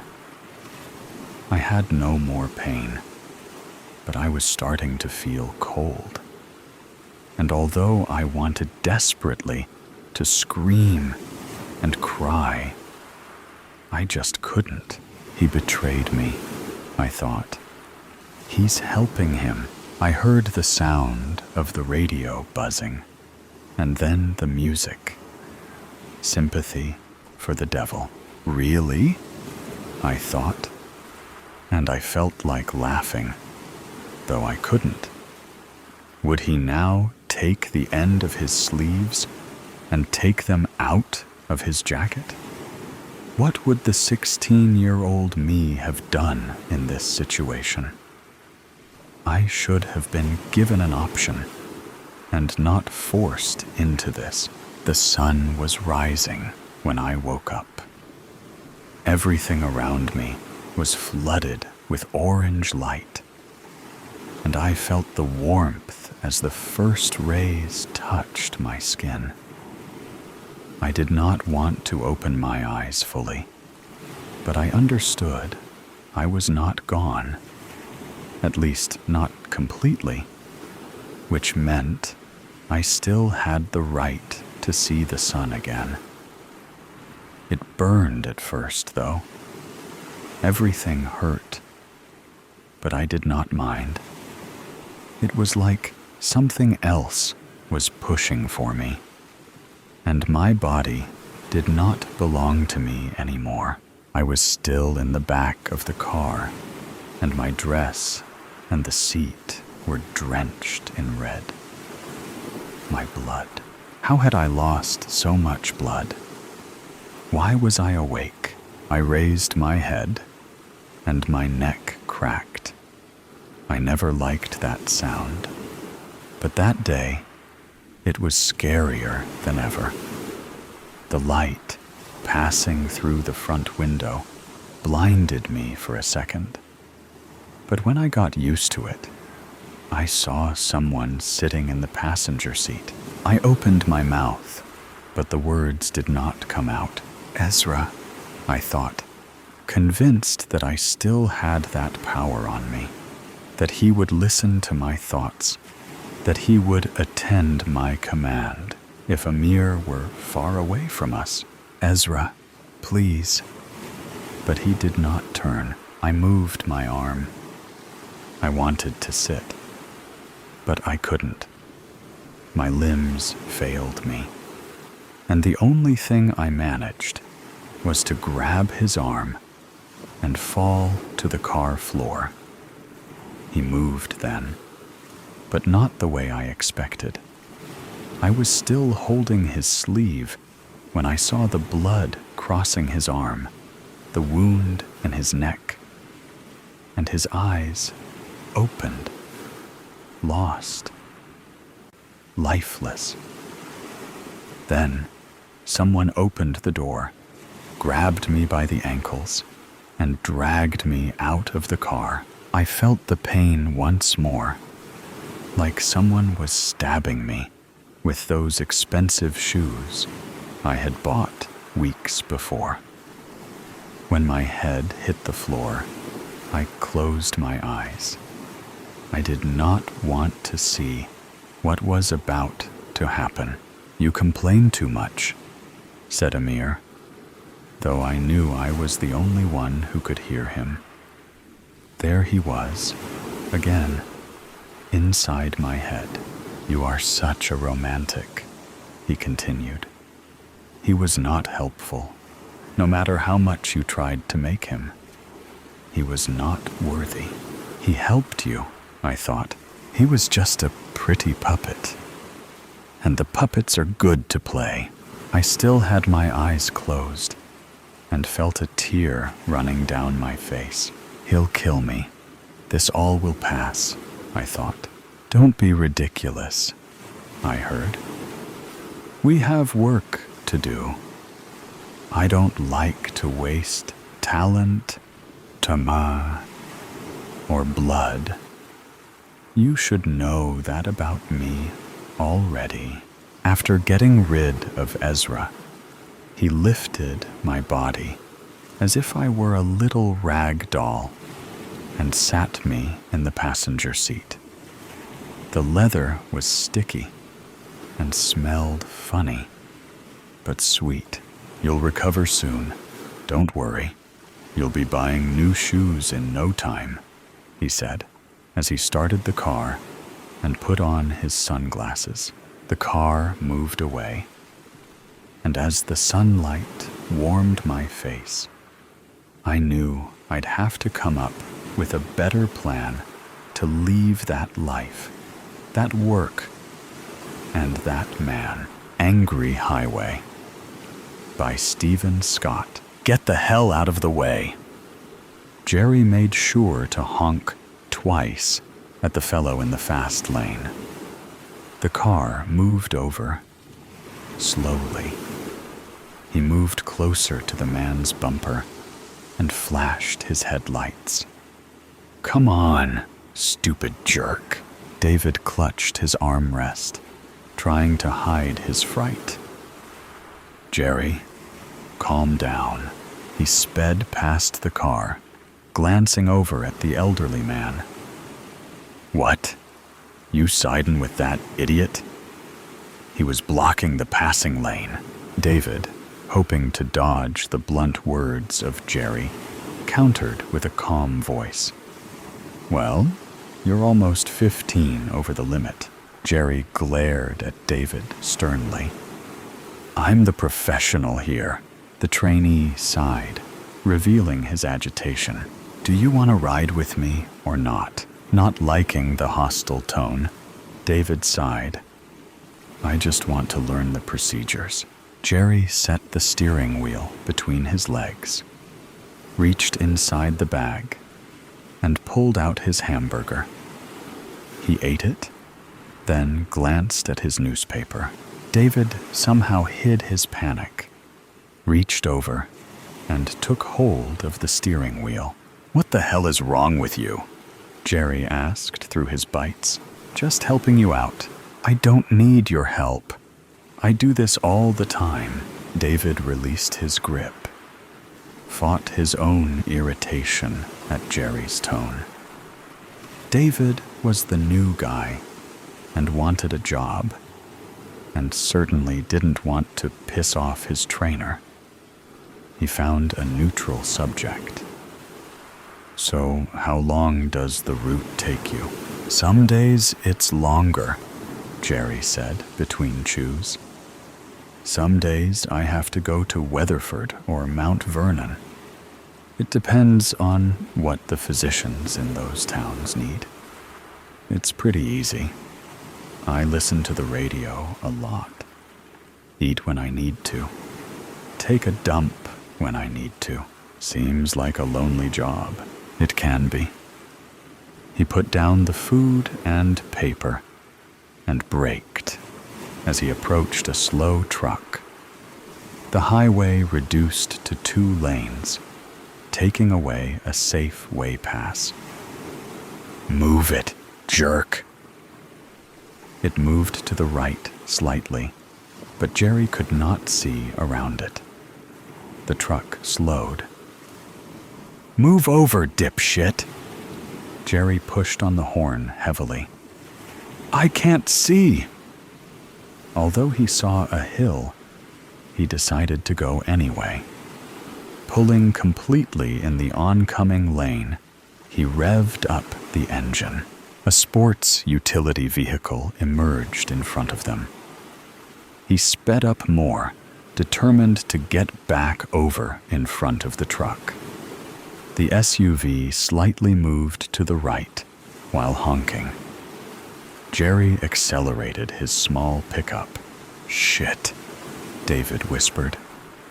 He clutched the handle above his window as everything in his chest froze into a block of ice. Jerry zipped back to his lane with seconds to spare. Hearing both trucks honk at him, he stuck one hand out the window and extended his finger. "Jerks," he mumbled. David clutched his chest, breathing heavy. "Jerry, you may have been doing this a long time and used to pulling stunts like that. If you want to play with your life, that's fine. But you're also playing with mine." "What? It's their fault? The SUV or the truck should have pulled over or slowed down. There's no shoulder." Their argument was lost in a high-pitched sound. A glint flashed across the rearview mirror. It happened again. The noise and flashes increased, as if gaining on them. The unassuming SUV had donned lights and sirens. The flashing red lights from inside the cab looked angry, and the flashing headlights played a game of gotcha. Jerry cursed and slowly pulled over. The window slid into the door, and Jerry glanced back at the highway patrolman. "License and registration, please." He handed both to the patrolman. "You don't have anything better to do?" The patrolman's head snapped up from examining the documents.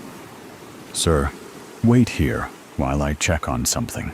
He rolled the window up to guard from the Texas heat. "I can't believe this guy." "I can't believe you," mumbled David. Both sat quiet, letting the air conditioning keep them cool. Eventually, the patrolman returned. "Sir, you've had 2 moving violations in the last 18 months.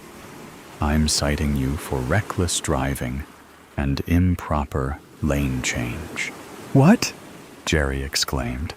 "I can't believe this crap."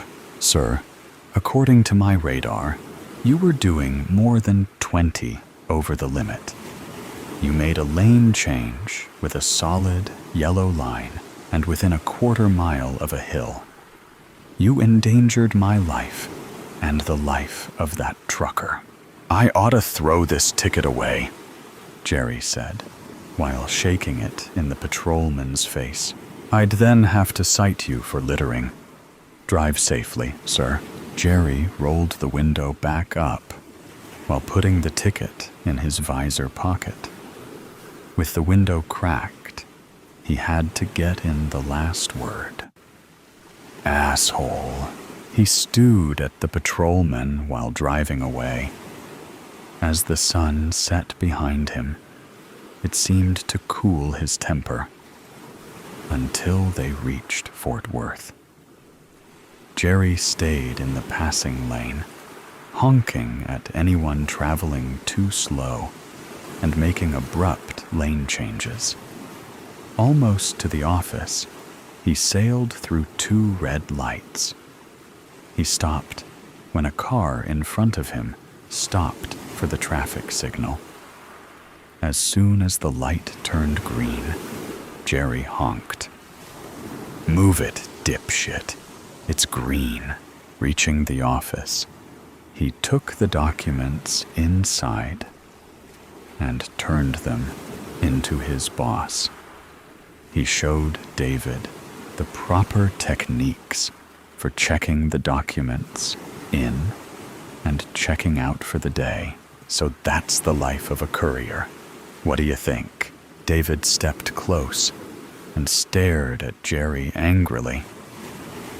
"I may be new here, but you were downright reckless and unprofessional today. I'm willing to keep this between you and me today." But if I ever hear of you acting like this again, or see it, I'll go straight to the offices about it." Jerry laughed when David turned and walked away. What does he know? I'm a good driver. I'm a professional. It was their fault. Pushing the accelerator hard, Jerry passed the slow driver. "Jerk," he said while honking. Still angry about David's tirade from yesterday, Jerry tried to imagine how he could have handled the situation better. I should have told him I've been driving courier for 10 years, and he should keep his mouth shut, or I'll shut it for him. Or I could have told him to go to hell. Maybe I should have. His mind snapped to attention when seeing another slow-moving driver. Glancing at his speedometer, Jerry noticed he traveled nearly 90. What is today? Everyone drives slow today? "Asshole!" he yelled while passing the car. Hearing a horn, he saw the car in the oncoming lane. Accelerating, he zipped back into his lane with a few seconds to spare. A yawn deflated Jerry's ire. The sun started to drop in the western sky, taking away the gale force winds. For a split second, the beautiful orange glare took away his temper. The highway seemed lonelier today. He actually missed David in the car. Occasionally, he did train a new driver, which was something he enjoyed. His stomach moaned. Jerry sped faster, wanting to get to a restaurant in the next town, then drop off the last bit of pharmaceuticals, then head home. The car seemed relieved as well when the engine stopped. Stretching his back and arms, Jerry tried to awaken his stiff, atrophied muscles. Popping his joints, he looked forward to a nice meal. Sitting at his favorite booth, he did not even glance at the menu. The familiar waitress appeared. Somewhere between fit and heavy, she had aged gray eyes that had plenty of wisdom, but mostly from hearing stories. Her wrinkles disappeared in a smile, giving off a pleasant light. It was the typical small-town cafe waitress who had the friendly ear and subtle wisdom. "Hi, Jerry." "The usual?" "Hey, Diane." "Yeah, the usual." "How's the job?" "Boring as ever. Picking up piss, drugs, and lab tests. At least all the idiot drivers make it interesting." She smiled while filling out the ticket. "It'll be out soon, hun." Jerry sighed, dreading the 2-hour drive back to Fort Worth. Damn dipshit drivers. Not all idiots. Jerry looked at the old man who sat in the booth next to him. Was he there before? They all can't be idiots. Grandpa said, if you meet one idiot a day, you met an idiot. If everyone you meet is an idiot, you may be the idiot. He was right, you know. Anger's no good. It leads to prisons and a terrible lot in life. The darkness almost hid the distinguished wrinkles and tired eyes. A red, faded ball cap had Stan's Trucking stenciled on it. I used to be on the giving end of anger. Now I receive it. constantly. Perplexed, Jerry wondered why a man whose voice had so much wisdom also dripped with sadness. "It's a lonely life," the man said, "but it's my lot. I'll take it, though I hate it." Jerry hunched his shoulders. "Hate what?" "Ever since..." The man shook his head, unable to finish his sentence. Jerry stood and glanced outside, noticing the large, black truck. "That yours?" asked Jerry. The old man nodded lightly. "Yep, been driving it for years. I hope someday someone can take my place." Jerry stood, wanting to get away from the bizarre old man. He rushed to the bathroom, washed his hands, then returned for dinner. "Good," Jerry mumbled, glad the old man had left. Glancing out the window, the truck was also gone. The waitress finally returned with dinner. "So, Diane, what's with the old coot who was in that booth?" Debbie narrowed her eyelids. "Old man? The one in that booth there," Jerry said, pointing at it. Debbie put her hands on her hips. "I haven't sat anyone in that booth tonight." Jerry looked towards the other booth, wondering if he perceived the sitting arrangement correctly. No. A woman and her child sat there, and he remembered them. He pointed outside.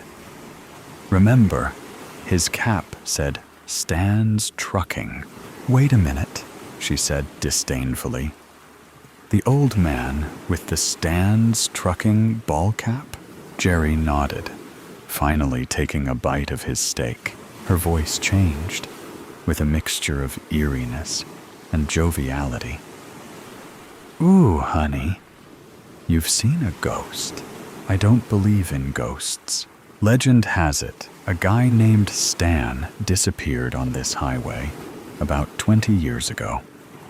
His truck had this route to Abilene, but truck and driver disappeared.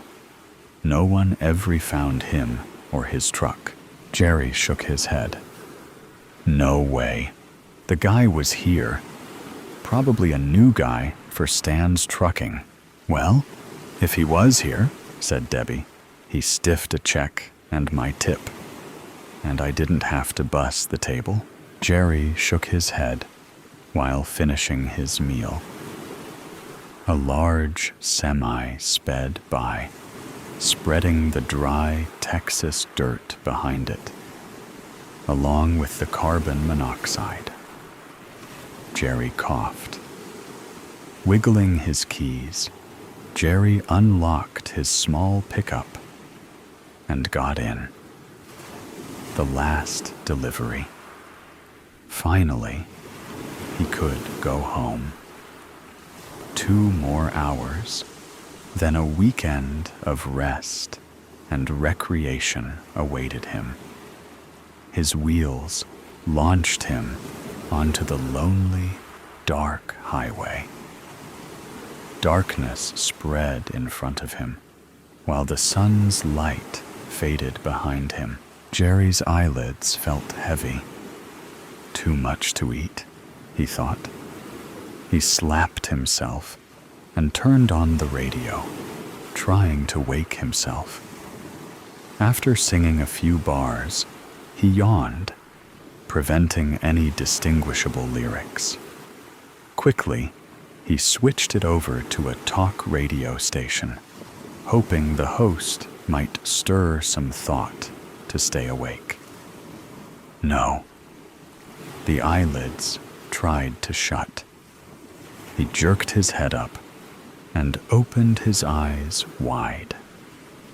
As soon as he finished, they tried to shut again. He snapped his head to attention, hoping to stave off sleep. The right side of his truck vibrated heavily, jarring him awake. Quickly, he pulled off the rumble strip and back into the lane. Shaking his head, he remembered a rest stop about 40 miles down the highway. He hoped to make it. His head dropped again. Jerry's eyes blurred.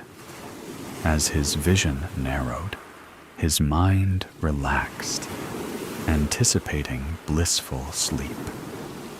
Almost there, unable to fight it, his eyes closed. A loud honking noise jolted Jerry awake. Cursing, he pulled his head up and cursed loudly.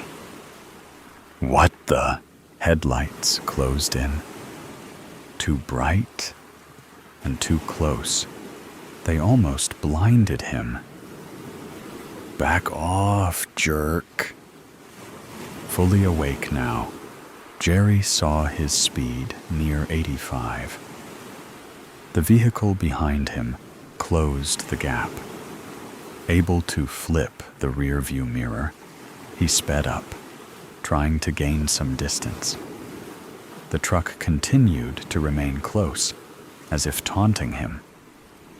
I said, Jerry said, while tapping the brakes. Back off. The loud horn almost hurt his ears. It sounded 3 or 4 times. The truck closed the gap again. What the? Jerry said, while flipping off the driver. He hoped the driver of the vehicle could see him. The loud honking started again, jarring Jerry's eardrums. He wanted to cover his ears, but he feared taking both hands off the steering wheel with this maniac behind him. Seeing the small shoulder, Jerry pulled to the right. He ignored the annoying vibrations from the shoulder grooves. Okay, he said, while slowing down. Go ahead and get around me. The vehicle also pulled over, maintaining a close distance to Jerry's bumper. What the? He glanced ahead, seeing nothing in the oncoming lane. It's clear, you idiot. Get around me. The horn resounded again, bellowing louder, as if releasing anger or sheer malevolence. Suddenly, an empty feeling tried to drag his chest down. Sensing harm as the driver's intent scared him, an ominous dread filled his chest. Jerry moved to the empty oncoming lane, hoping the driver would pass him. The truck followed every move. In fact, now it seemed as if the vehicle moved to make sure and get its bright lights into the side rear view mirrors. Damn it, Jerry yelled. What the hell is your problem? He moved back to the correct lane, only to be followed again. Defenseless, Jerry felt nervous and outmatched. Whatever vehicle stalked him, he could tell it was at least 2 or 3 feet higher, like an SUV or oversized pickup. The driver pulled alongside Jerry and flashed its lights at him. It honked again, startling him. You goddamned idiot, he yelled while rolling down his window. You're gonna kill... His voice trailed. The dread froze his mind as he recognized the large black truck from the diner. He barely caught the license plate. EVL 666. Jerry might laugh, but he panicked and hit his brakes hard as the truck swerved in front of him, flashed its brake lights for a second, then sped up. The black truck blended with the night. Brake lights revealed its presence again. Jerry veered to the right while hitting his brakes. This time, all tires left the pavement, and his small truck rolled across the plains. Tumbleweeds and tall grass slammed into his grill and thumped the hood. He crashed through a small wooden fence. Scared, he slowed more. A cow appeared in his lights. Veering hard to the right, Jerry barely missed it. Some trees appeared. Panicked, Jerry pushed the brake all the way to the floor. His truck jolted to a stop. Jerry's chest slapped the steering wheel, while papers, pens, and trash all snapped forward. Dust rolled into his cab, trying to choke his throat and invade his eyes. Even though the air conditioner poured cold air on his face, sweat beaded down his forehead and made his palms slick. He quivered, actually fearing for his life. Nearly 200 yards away, the black truck waited on the shoulder. Dust outlined its bright headlights. Jerry stared at the monster, forgetting his fear and forging hatred. Furious, he grabbed his steel flashlight. Clutching it tightly, he imagined pounding the driver's head until it turned into a bloody pulp. "You goddamn jerk," he said, while gaining anger with every step. "Get out of the truck!" The horn sounded, slightly startling him. "I said, get out of the truck," he said, while hitting the hood with his flashlight. The horn wailed again. "I said," Jerry said, reaching for the door. "Get out of..." The door opened. Fiery eyes leapt at Jerry. The mouth, lined with disfigured, randomly sharpened teeth, howled loudly. Cold, shadowy arms extended and tried to grab him. Jerry slammed the door and fell backwards. Panicked, he jumped up and rushed back to his truck. The shrill horn sounded again, leaving behind a cold, dreaded fright. In a full run, he got back to his car, slammed the door shut, and rolled up the window. "You can't get away from him." Jerry shined the light at the old man. "What the? Who are you? What's going on?" The old man looked as if he was about to cry.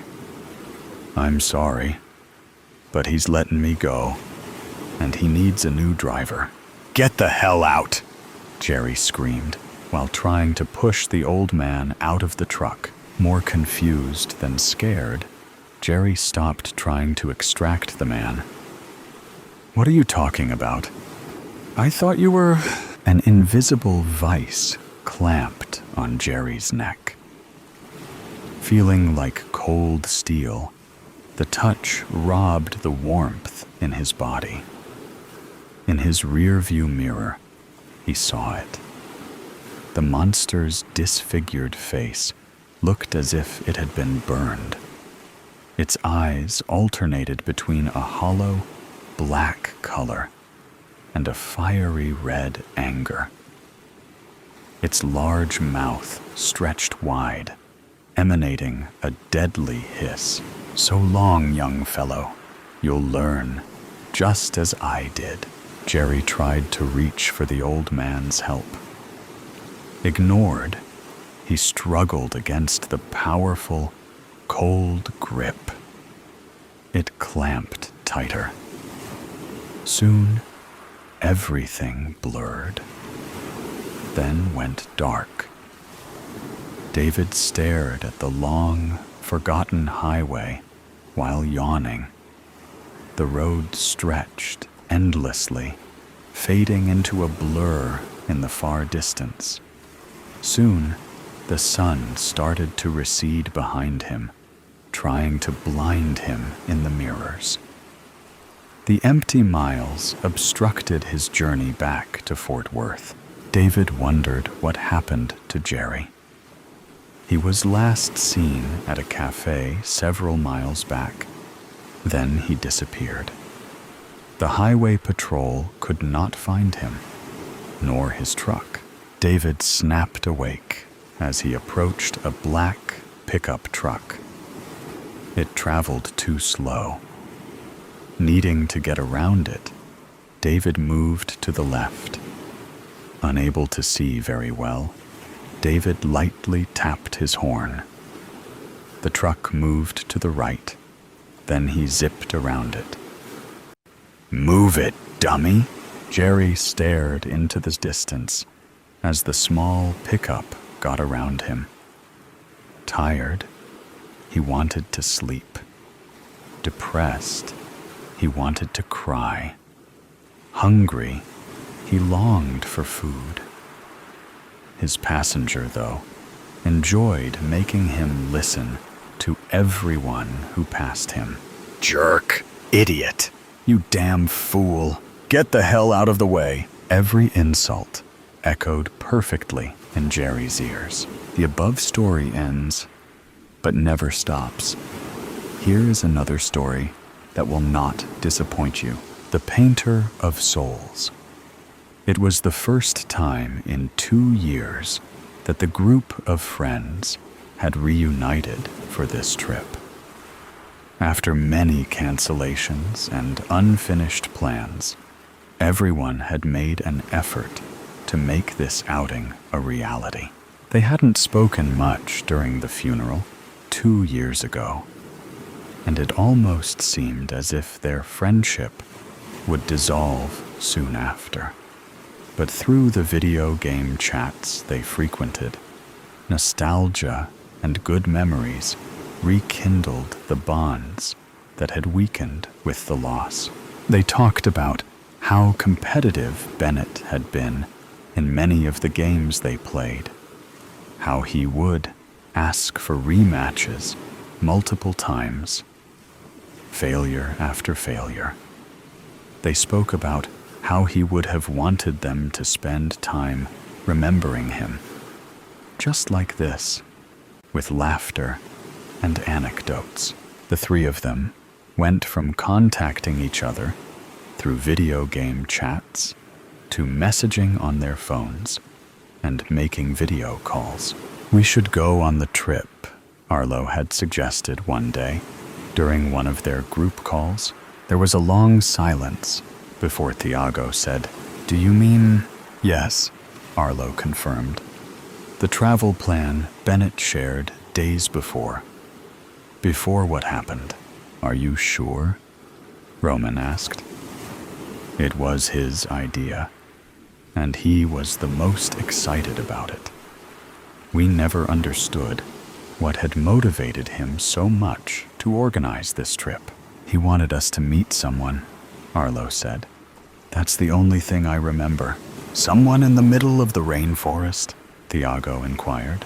"Well, it was also a sightseeing trip around the city, and a chance to visit many of the famous archaeological exhibitions in the area. The museums, too," added Arlo, who had, in fact, graduated in art history. "And what about the person you said he wanted to find?" Roman asked. "I suppose we don't have enough information to look into that," Arlo observed. "That's why I suggest we take the trip in his honor and try to enjoy it as the four of us would have. You know?" "That's not a bad idea," Thiago said, encouraged. "I could use a holiday. I need to get out of here. An excuse to take a break from my business." And when was the last time we traveled together? Roman added. Let's do it. Just like that, the three of them made their preparations for the trip on the following weeks. They looked up information about their destination and its tourist attractions, paid for their plane tickets, and agreed to meet at the airport 2 hours before the flight. On his way to the airport, Arlo had decided to stop by Bennett's house. He knocked on the door, and it was Bennett's mother who answered. The woman looked at him in surprise, but she immediately moved to hug him once she recognized him. My goodness, Arlo, it's been so long. I wasn't expecting to see you after the funeral. Come in, come in. She invited him inside. They entered the living room, where photos of Bennett with his siblings and parents filled every corner of the room. Arlo avoided looking at them as his mother offered him a seat. No, thank you. He smiled politely. I was just passing by to let you know that I'm going on a trip. Actually, the three of us are going. It's a plan Bennett shared with us before he left. The woman nodded, perfectly understanding what he meant. Yes, the trip. He wouldn't stop talking about it. I'm so glad the three of you have decided to go. Bennett would be so happy to know this. I know. Arlo sighed. I know we haven't spoken to you since the funeral. We tried to reach out, but it was very difficult. I understand, Arlo, she said, placing a comforting hand on his arm. I just wanted to stop by to tell you about our plans in person, and also to see his room one last time. I hope that's not too intrusive a request. I just needed to see the last space he was in. The woman nodded again, understandingly. It's not intrusive at all. Go ahead, you can go in. To be honest, it's a relief to have someone else in that room, even if only for a few minutes. My husband and I are starting to feel the deep silence coming from it. His mother remained in the living room, while Arlo climbed the stairs to the room. He opened the door, and immediately, the unmistakable scent of Bennett's deodorant reached his nostrils, mixed with the smell of a closed-up room and the dust floating from the shelves. Most of his belongings and clothes were packed away in boxes that the family would donate to charity, but the posters and printed images on the walls had not yet been taken down. Arlo stepped closer to observe them carefully. Bennett used to draw a lot in his spare time. Despite having graduated in computer science and cybersecurity, his true passion had been drawing and sketching, something he had dedicated himself to in his free time, both inside and outside of university.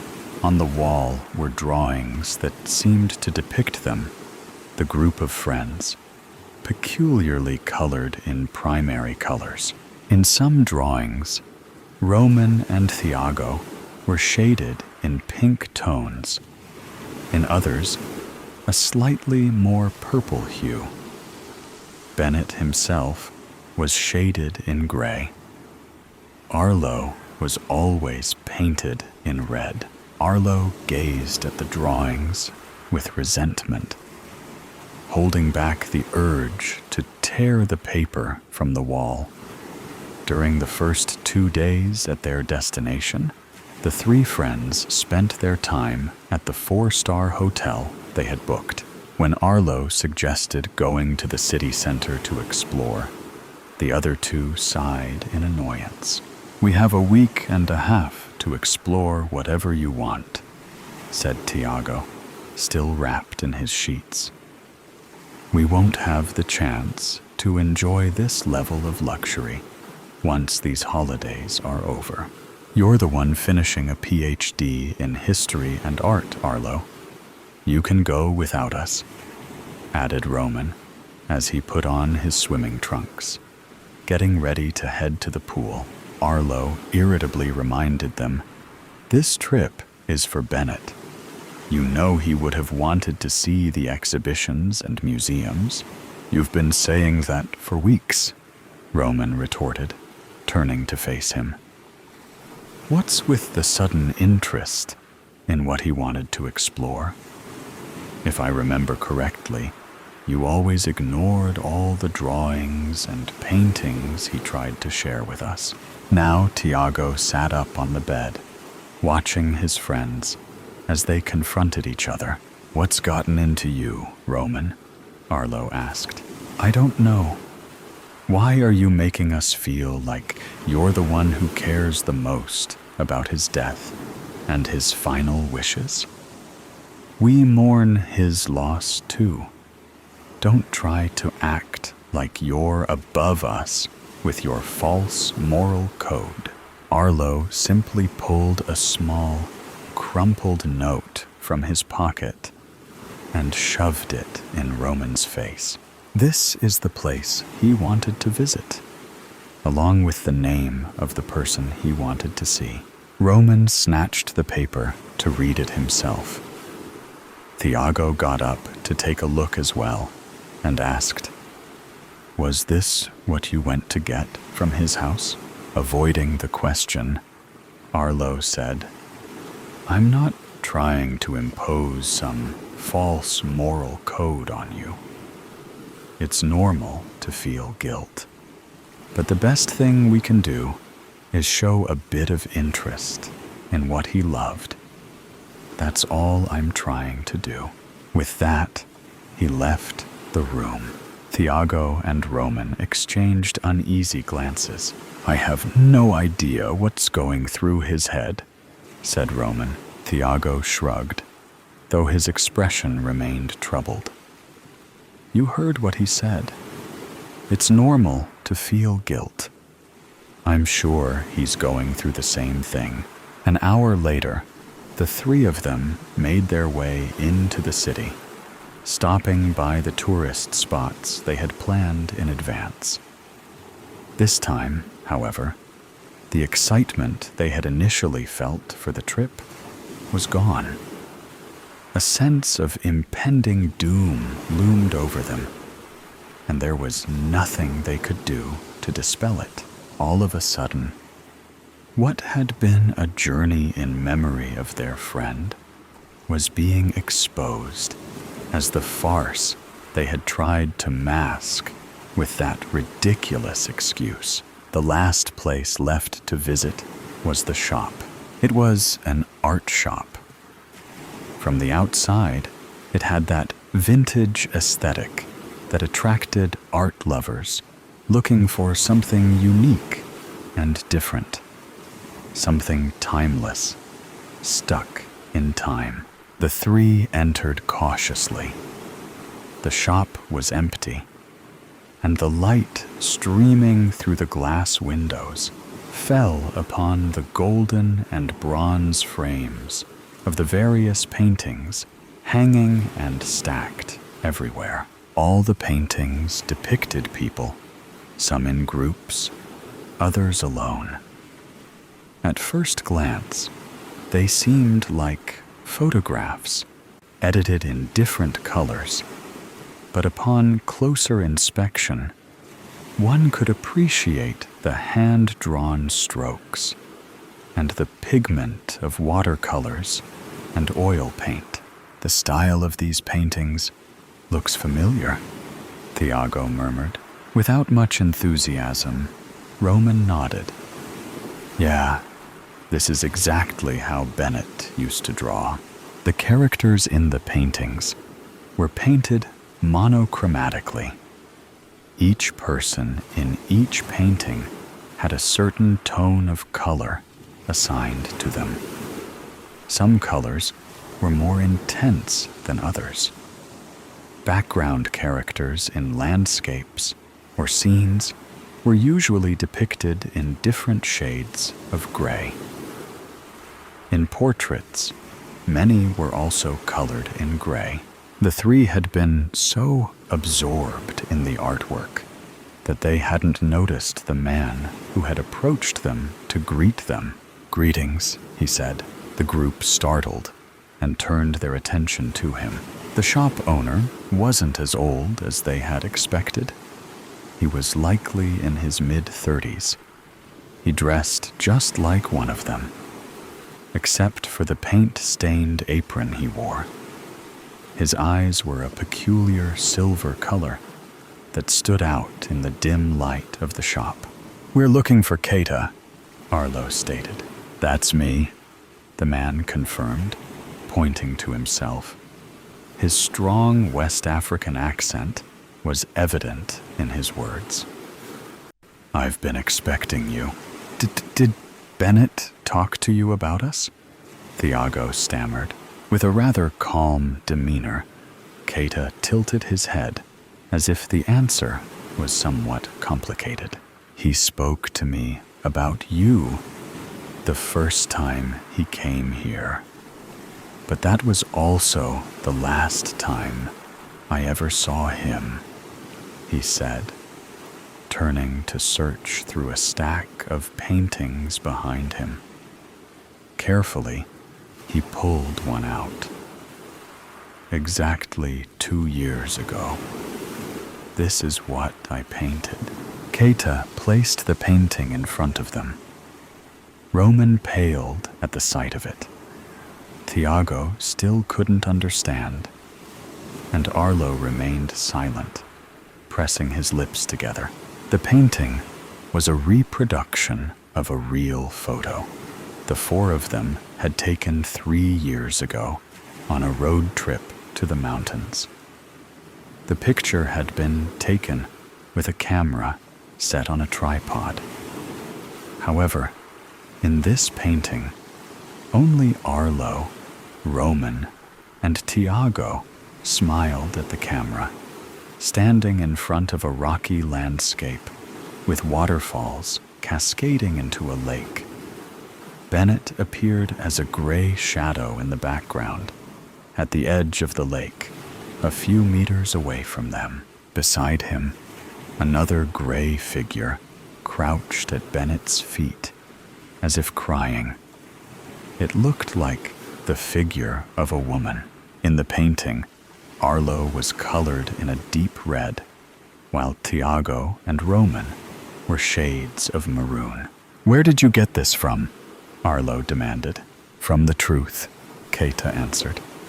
"You guys remember exactly what happened that day, don't you?" No one answered. The silence itself was confirmation. "I can see the color of your souls from miles and miles away," the artist continued. "I don't need to know you to start painting what each of you inspires in me." His tone became more accusatory as he went on. "Bennett had this gift too. He came to me because he wanted to learn more about it. And you, Arlo, you knew that." Roman turned to Arlo, stunned by such information. "Yet you made him self-medicate with drugs so he would lose his mind and end up taking his own life," Keita continued. "I didn't want Bennett to die," Arlo protested, raising his voice. For the first time in years, he seemed to be losing his composure. "I just wanted him to forget and stop painting those damn drawings. He was going to get us in trouble." "You wanted him to forget her?" Keita asked. He walked over to his desk and picked up some drawings, this time on notebook paper, traced by a different hand. Bennett gave me these during his last visit. Thiago held them in his hands. Upon seeing the frantic sketches of a cadaverous woman in black, gray, and green colors, he gasped, "My God!" and let the sheets fall to the floor in shock. No one bothered to pick them up. She was on the way, Roman murmured, as if talking to himself, as if justifying it to himself. She came out from between the trees like a mad woman. That's why we hit her with the car. She fell into the lake, and there was nothing else we could do, Thiago exclaimed desperately. Why jump into the lake to retrieve a body that was already lifeless? All that Arlo said to Keita was, "What do you plan to do with all of this? Send it to the police?" At the absurdity of his question, Keita replied, "I am not in charge of the punishment of men. Justice will be served, but not by me." His silver eyes gleamed as he spoke. "Just keep in mind that now 2 souls are tied to your fate." As soon as they left the place, the 3 of them didn't say a word to each other until they reached the hotel. The following day, each took their flight back home. In the following months, Thiago turned himself in to the police as an accomplice in the cover-up of the hit and run. He was sentenced to 3 years in prison. When the police interrogated Roman, he revealed that although they were all drunk at the time of the incident, it was Arlo who was driving the car and who suggested they continue the trip. Roman was facing 2 years in prison. No one knew of Arlo's whereabouts. He seemed to have moved and changed his name. The authorities did what they could to search for him.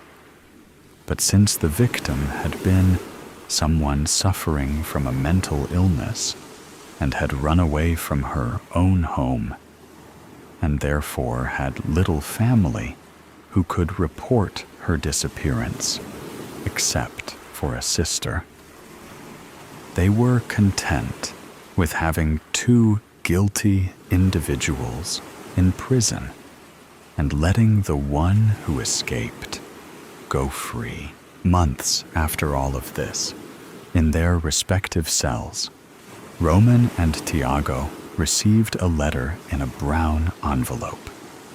The letter consisted of a pencil-drawn illustration showing Arlo drowning in a lake of skulls. The lake was the only part painted in a deep red, like blood.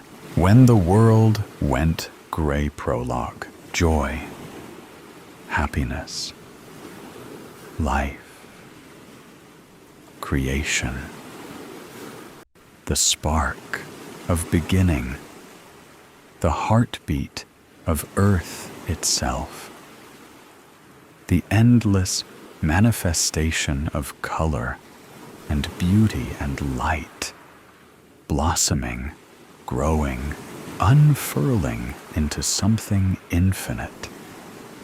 And then, one day, nothing. The world, once bursting with radiance, was swallowed whole, devoured by an oblivion so complete that even memory faded to grayscale, leaving behind only the cruel, inescapable taunt of black and white, a silent mockery of what once was. Shadows of what had been clung to the charred land beyond our shelter, reaching with desperate fingers toward a sky that had long since turned its back. And as the relentless nothingness took and took and took, we were left only to bear witness, to suffer in the empty remains of what we had destroyed. And as the world faded to monochrome, I became one of the countless shades of despair. Our city, once flooded with bustling citizens driving cars of every color, is reduced skeletal frames of buildings and cracked roads. A cruel reminder of the countless nights I spent, sleepless, hidden away in my attic, thriving off the colors coating my paint palette. The word around us hasn't just been burned, it's been erased, the vibrancy stripped away. I look around our underground shelter, and for people struggling to survive, everyone was perfectly content with making conversation from the concrete where they sat, as if they weren't on their deathbeds. We scrape by with the rations the leaders distribute weekly, our bodies weakened by hunger, our minds fractured by the unbearable monotony of a world without color. But it isn't the hunger or paranoia that haunts us, but the weight of absence, the memories of color fading with each passing, dissolving to add to the torture of the ash flakes contaminating the air. Black, white, gray, repeat, every damn time. And then I find myself thinking the same, though I thought, since the day the world was drained of color. This is a dream. Colors can't just disappear. And yet, here we were in this mere sketch of what was a vast land that stretched on through the remains of the nuclear tragedy, colored in shades of ash and bone, where nothing grows and nothing dares to blossom. For now, I resort to my only escape, my eyelids suddenly feeling too heavy, my mind too weary. Symptoms we've long since accepted as the norm, and allow myself to relax against the concrete wall. Part 1. Rations are low. Too low. A small group of us was sent into the depths of our despair to scrounge together enough food to ensure our, at the least, survival. Survival doesn't always grace the entirety of our measly society, and it's unfortunate. But death, even at 17, is not an unfamiliar fate. I look out into the rubble, finally lifting my eyes from my sneakered feet for the first time since they stepped beyond the shelter's entrance. The land is silent, the only sound the crunching of boots landing against who knows what, and the whipping wind nipped at my skin, scattering my once auburn-streaked hair across the back of my jacket. Black, white, gray, rep. A gleam catches my eye. We're at the edge of the ruins. That's impossible. My feet are already betraying me, already venturing closer to this foreign feeling of freedom. 5 years ago was the last time I was graced with the presence of color. 5 years since the bombs. 5 years since this world was diminished to a mere grayscale. 5 years.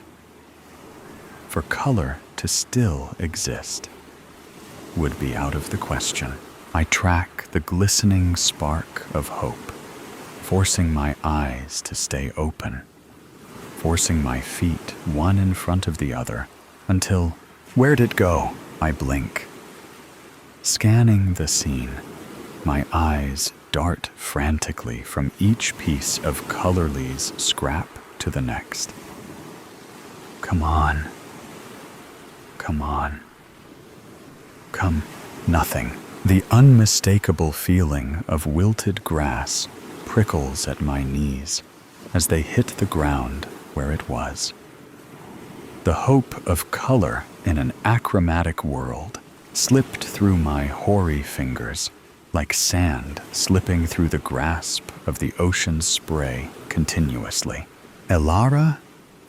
Sienna, one of the other young scavengers asked, kneeling down in front of me. You okay?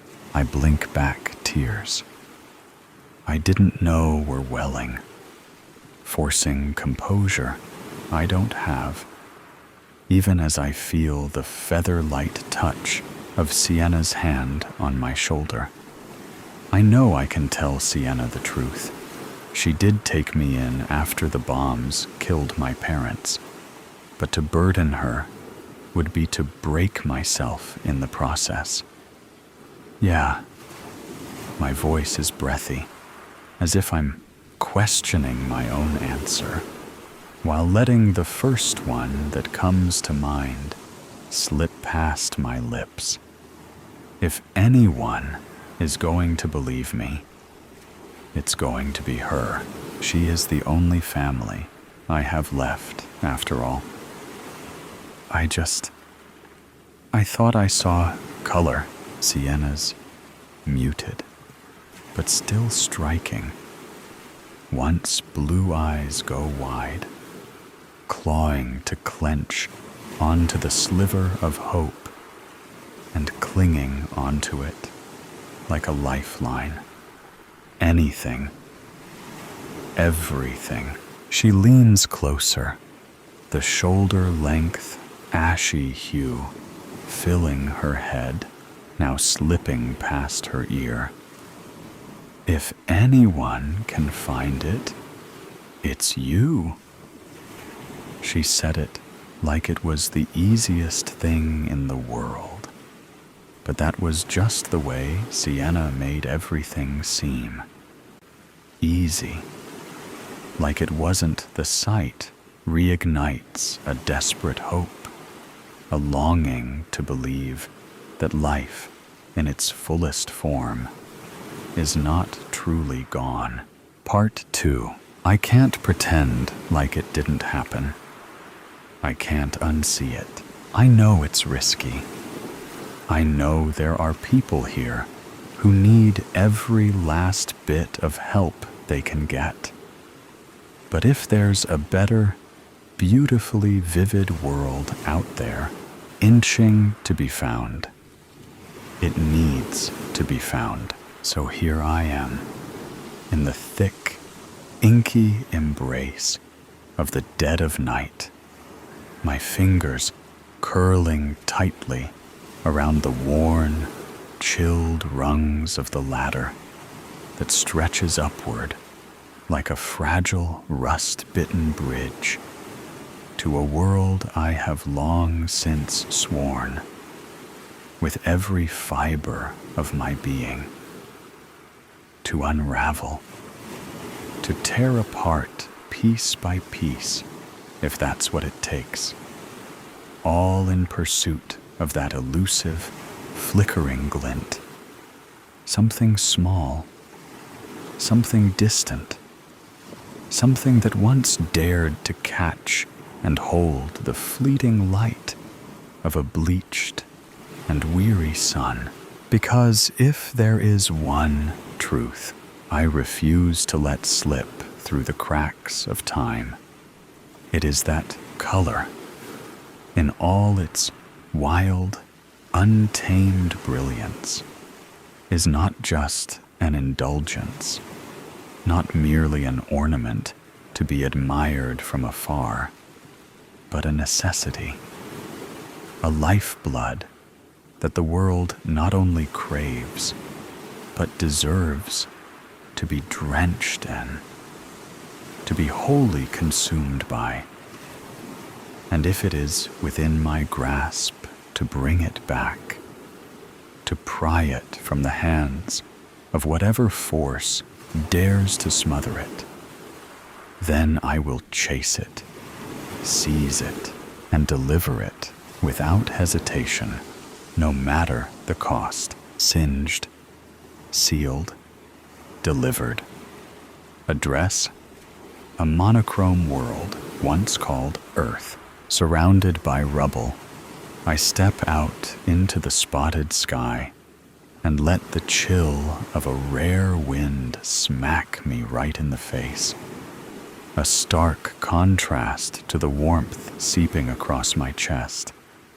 I shake my head at myself and how I utterly disregarded the warnings of the other survivors, and so effortlessly snuck out of the security of our shelter into the wasteland so eagerly. I glance around the land stretched out before me, waste crowding the ground and ashes polluting the air.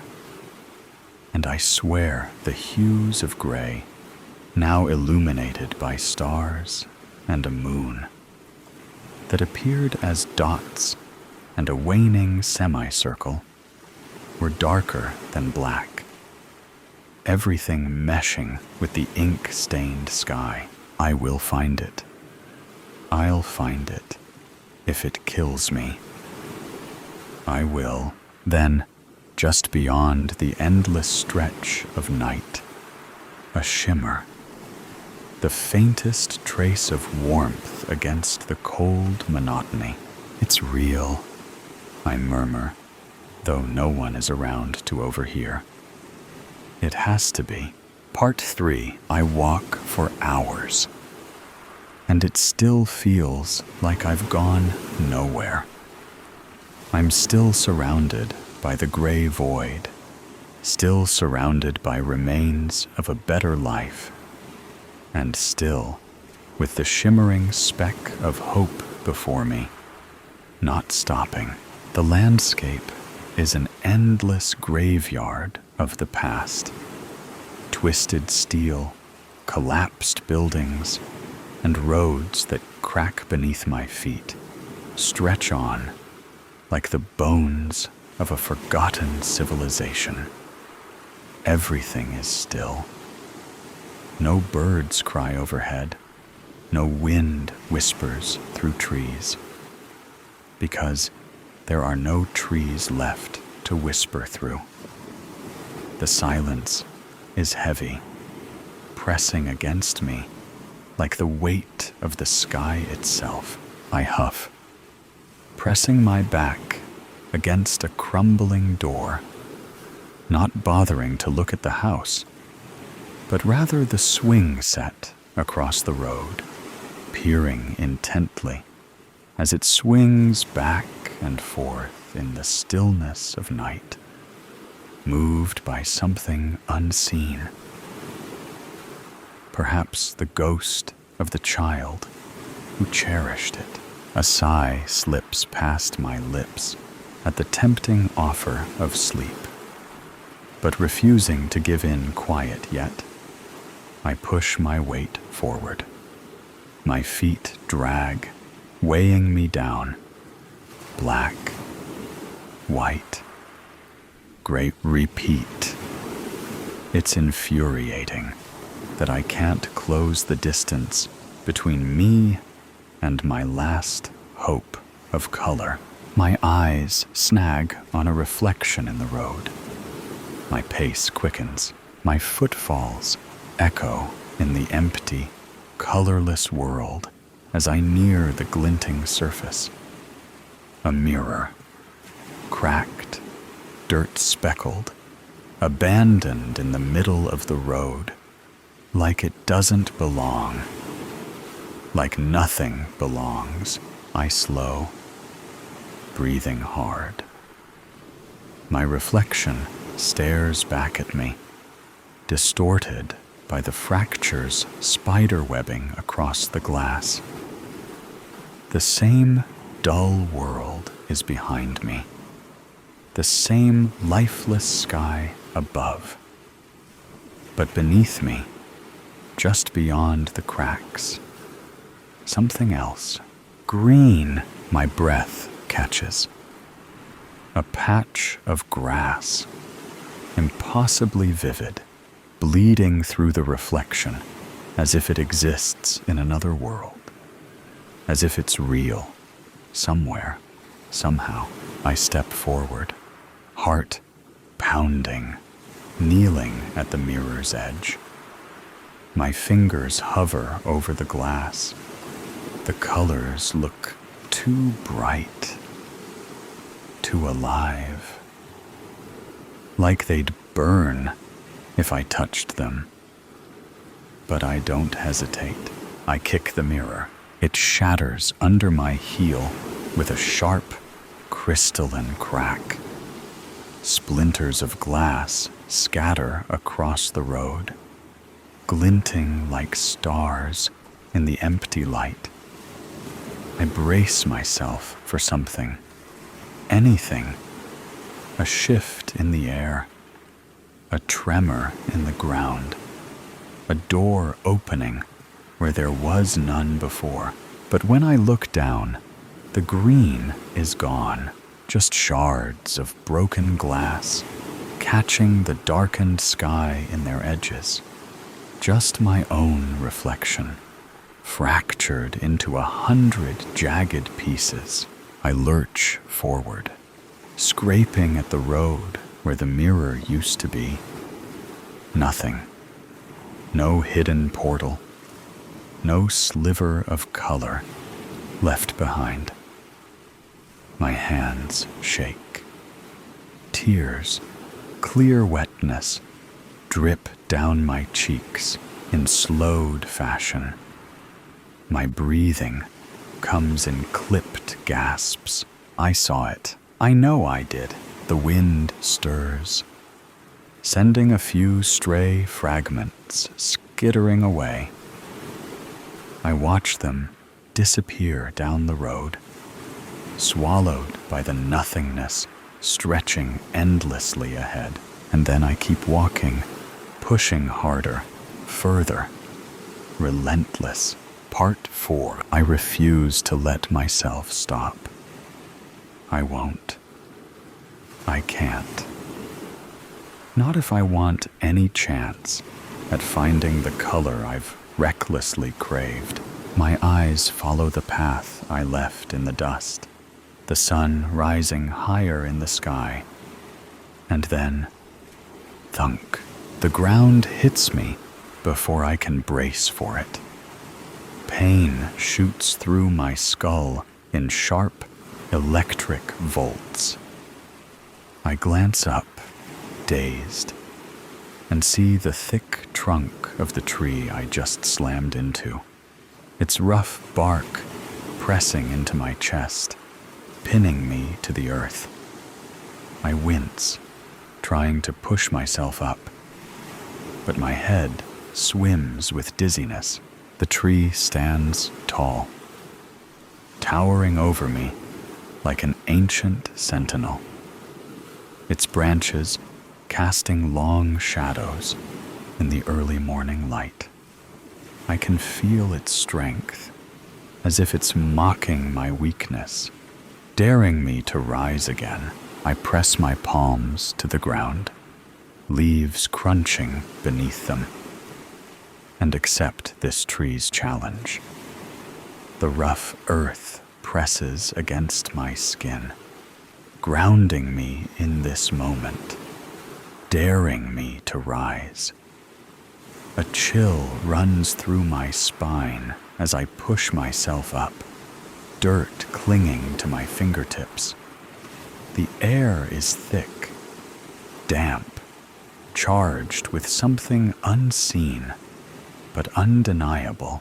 Prepared to confront the tree, I stand to my feet and ball my fists, the tension in my body coiling like a spring. I'm ready. My knuckles tighten, breath steadying, until a sharp, almost imperceptible sting pricks at my palm. Crunch. My hand flattens instinctively, fingers twitching as I feel the sensation spread. The leaves, crisp and brittle, stick to my skin like they belong there. A brief annoyance flickers through me, and I almost brush them off without a second thought, until something stops me cold. The color, not gray, not black, not the dry, lifeless husks of darkness. These leaves are green. It's faint, fading, dying, but it's there.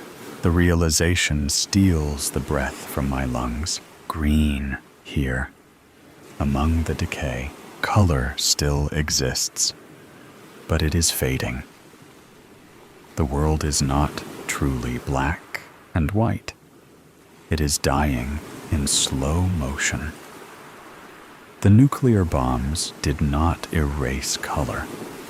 It severed life's connection to it, leaving only those who remember it to witness its vanishing.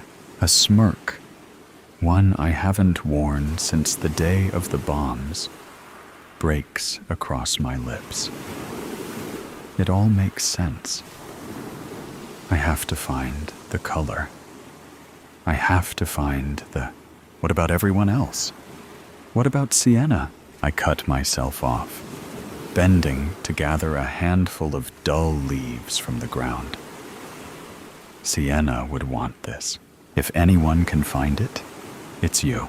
My grip on the leaves tightens, as if I can hold on to her words, onto her for guidance like I always have, and I intend to do just that. One step for hope, another for faith, 2 steps for a new life, another for Sienna, and then I'm sprinting, not daring to look back. Finn, so today's story has come to an end. Or perhaps it never really ended. There are mysteries still there, questions still unanswered, and sometimes things that seem to only exist in stories can creep into reality in unexpected ways. Are you sure that when you turn off the sound, everything around you will still be normal as before? Or is there something watching you? Either way, always remember that these are just stories, or at least we want to believe that they are. If you like moments of suspense, tension, and breathlessness, don't forget to follow me so you don't miss the next stories. And next time, when you come back, make sure you are ready, because what awaits you may be even scarier than you thought. See you again if you still have the courage to continue listening.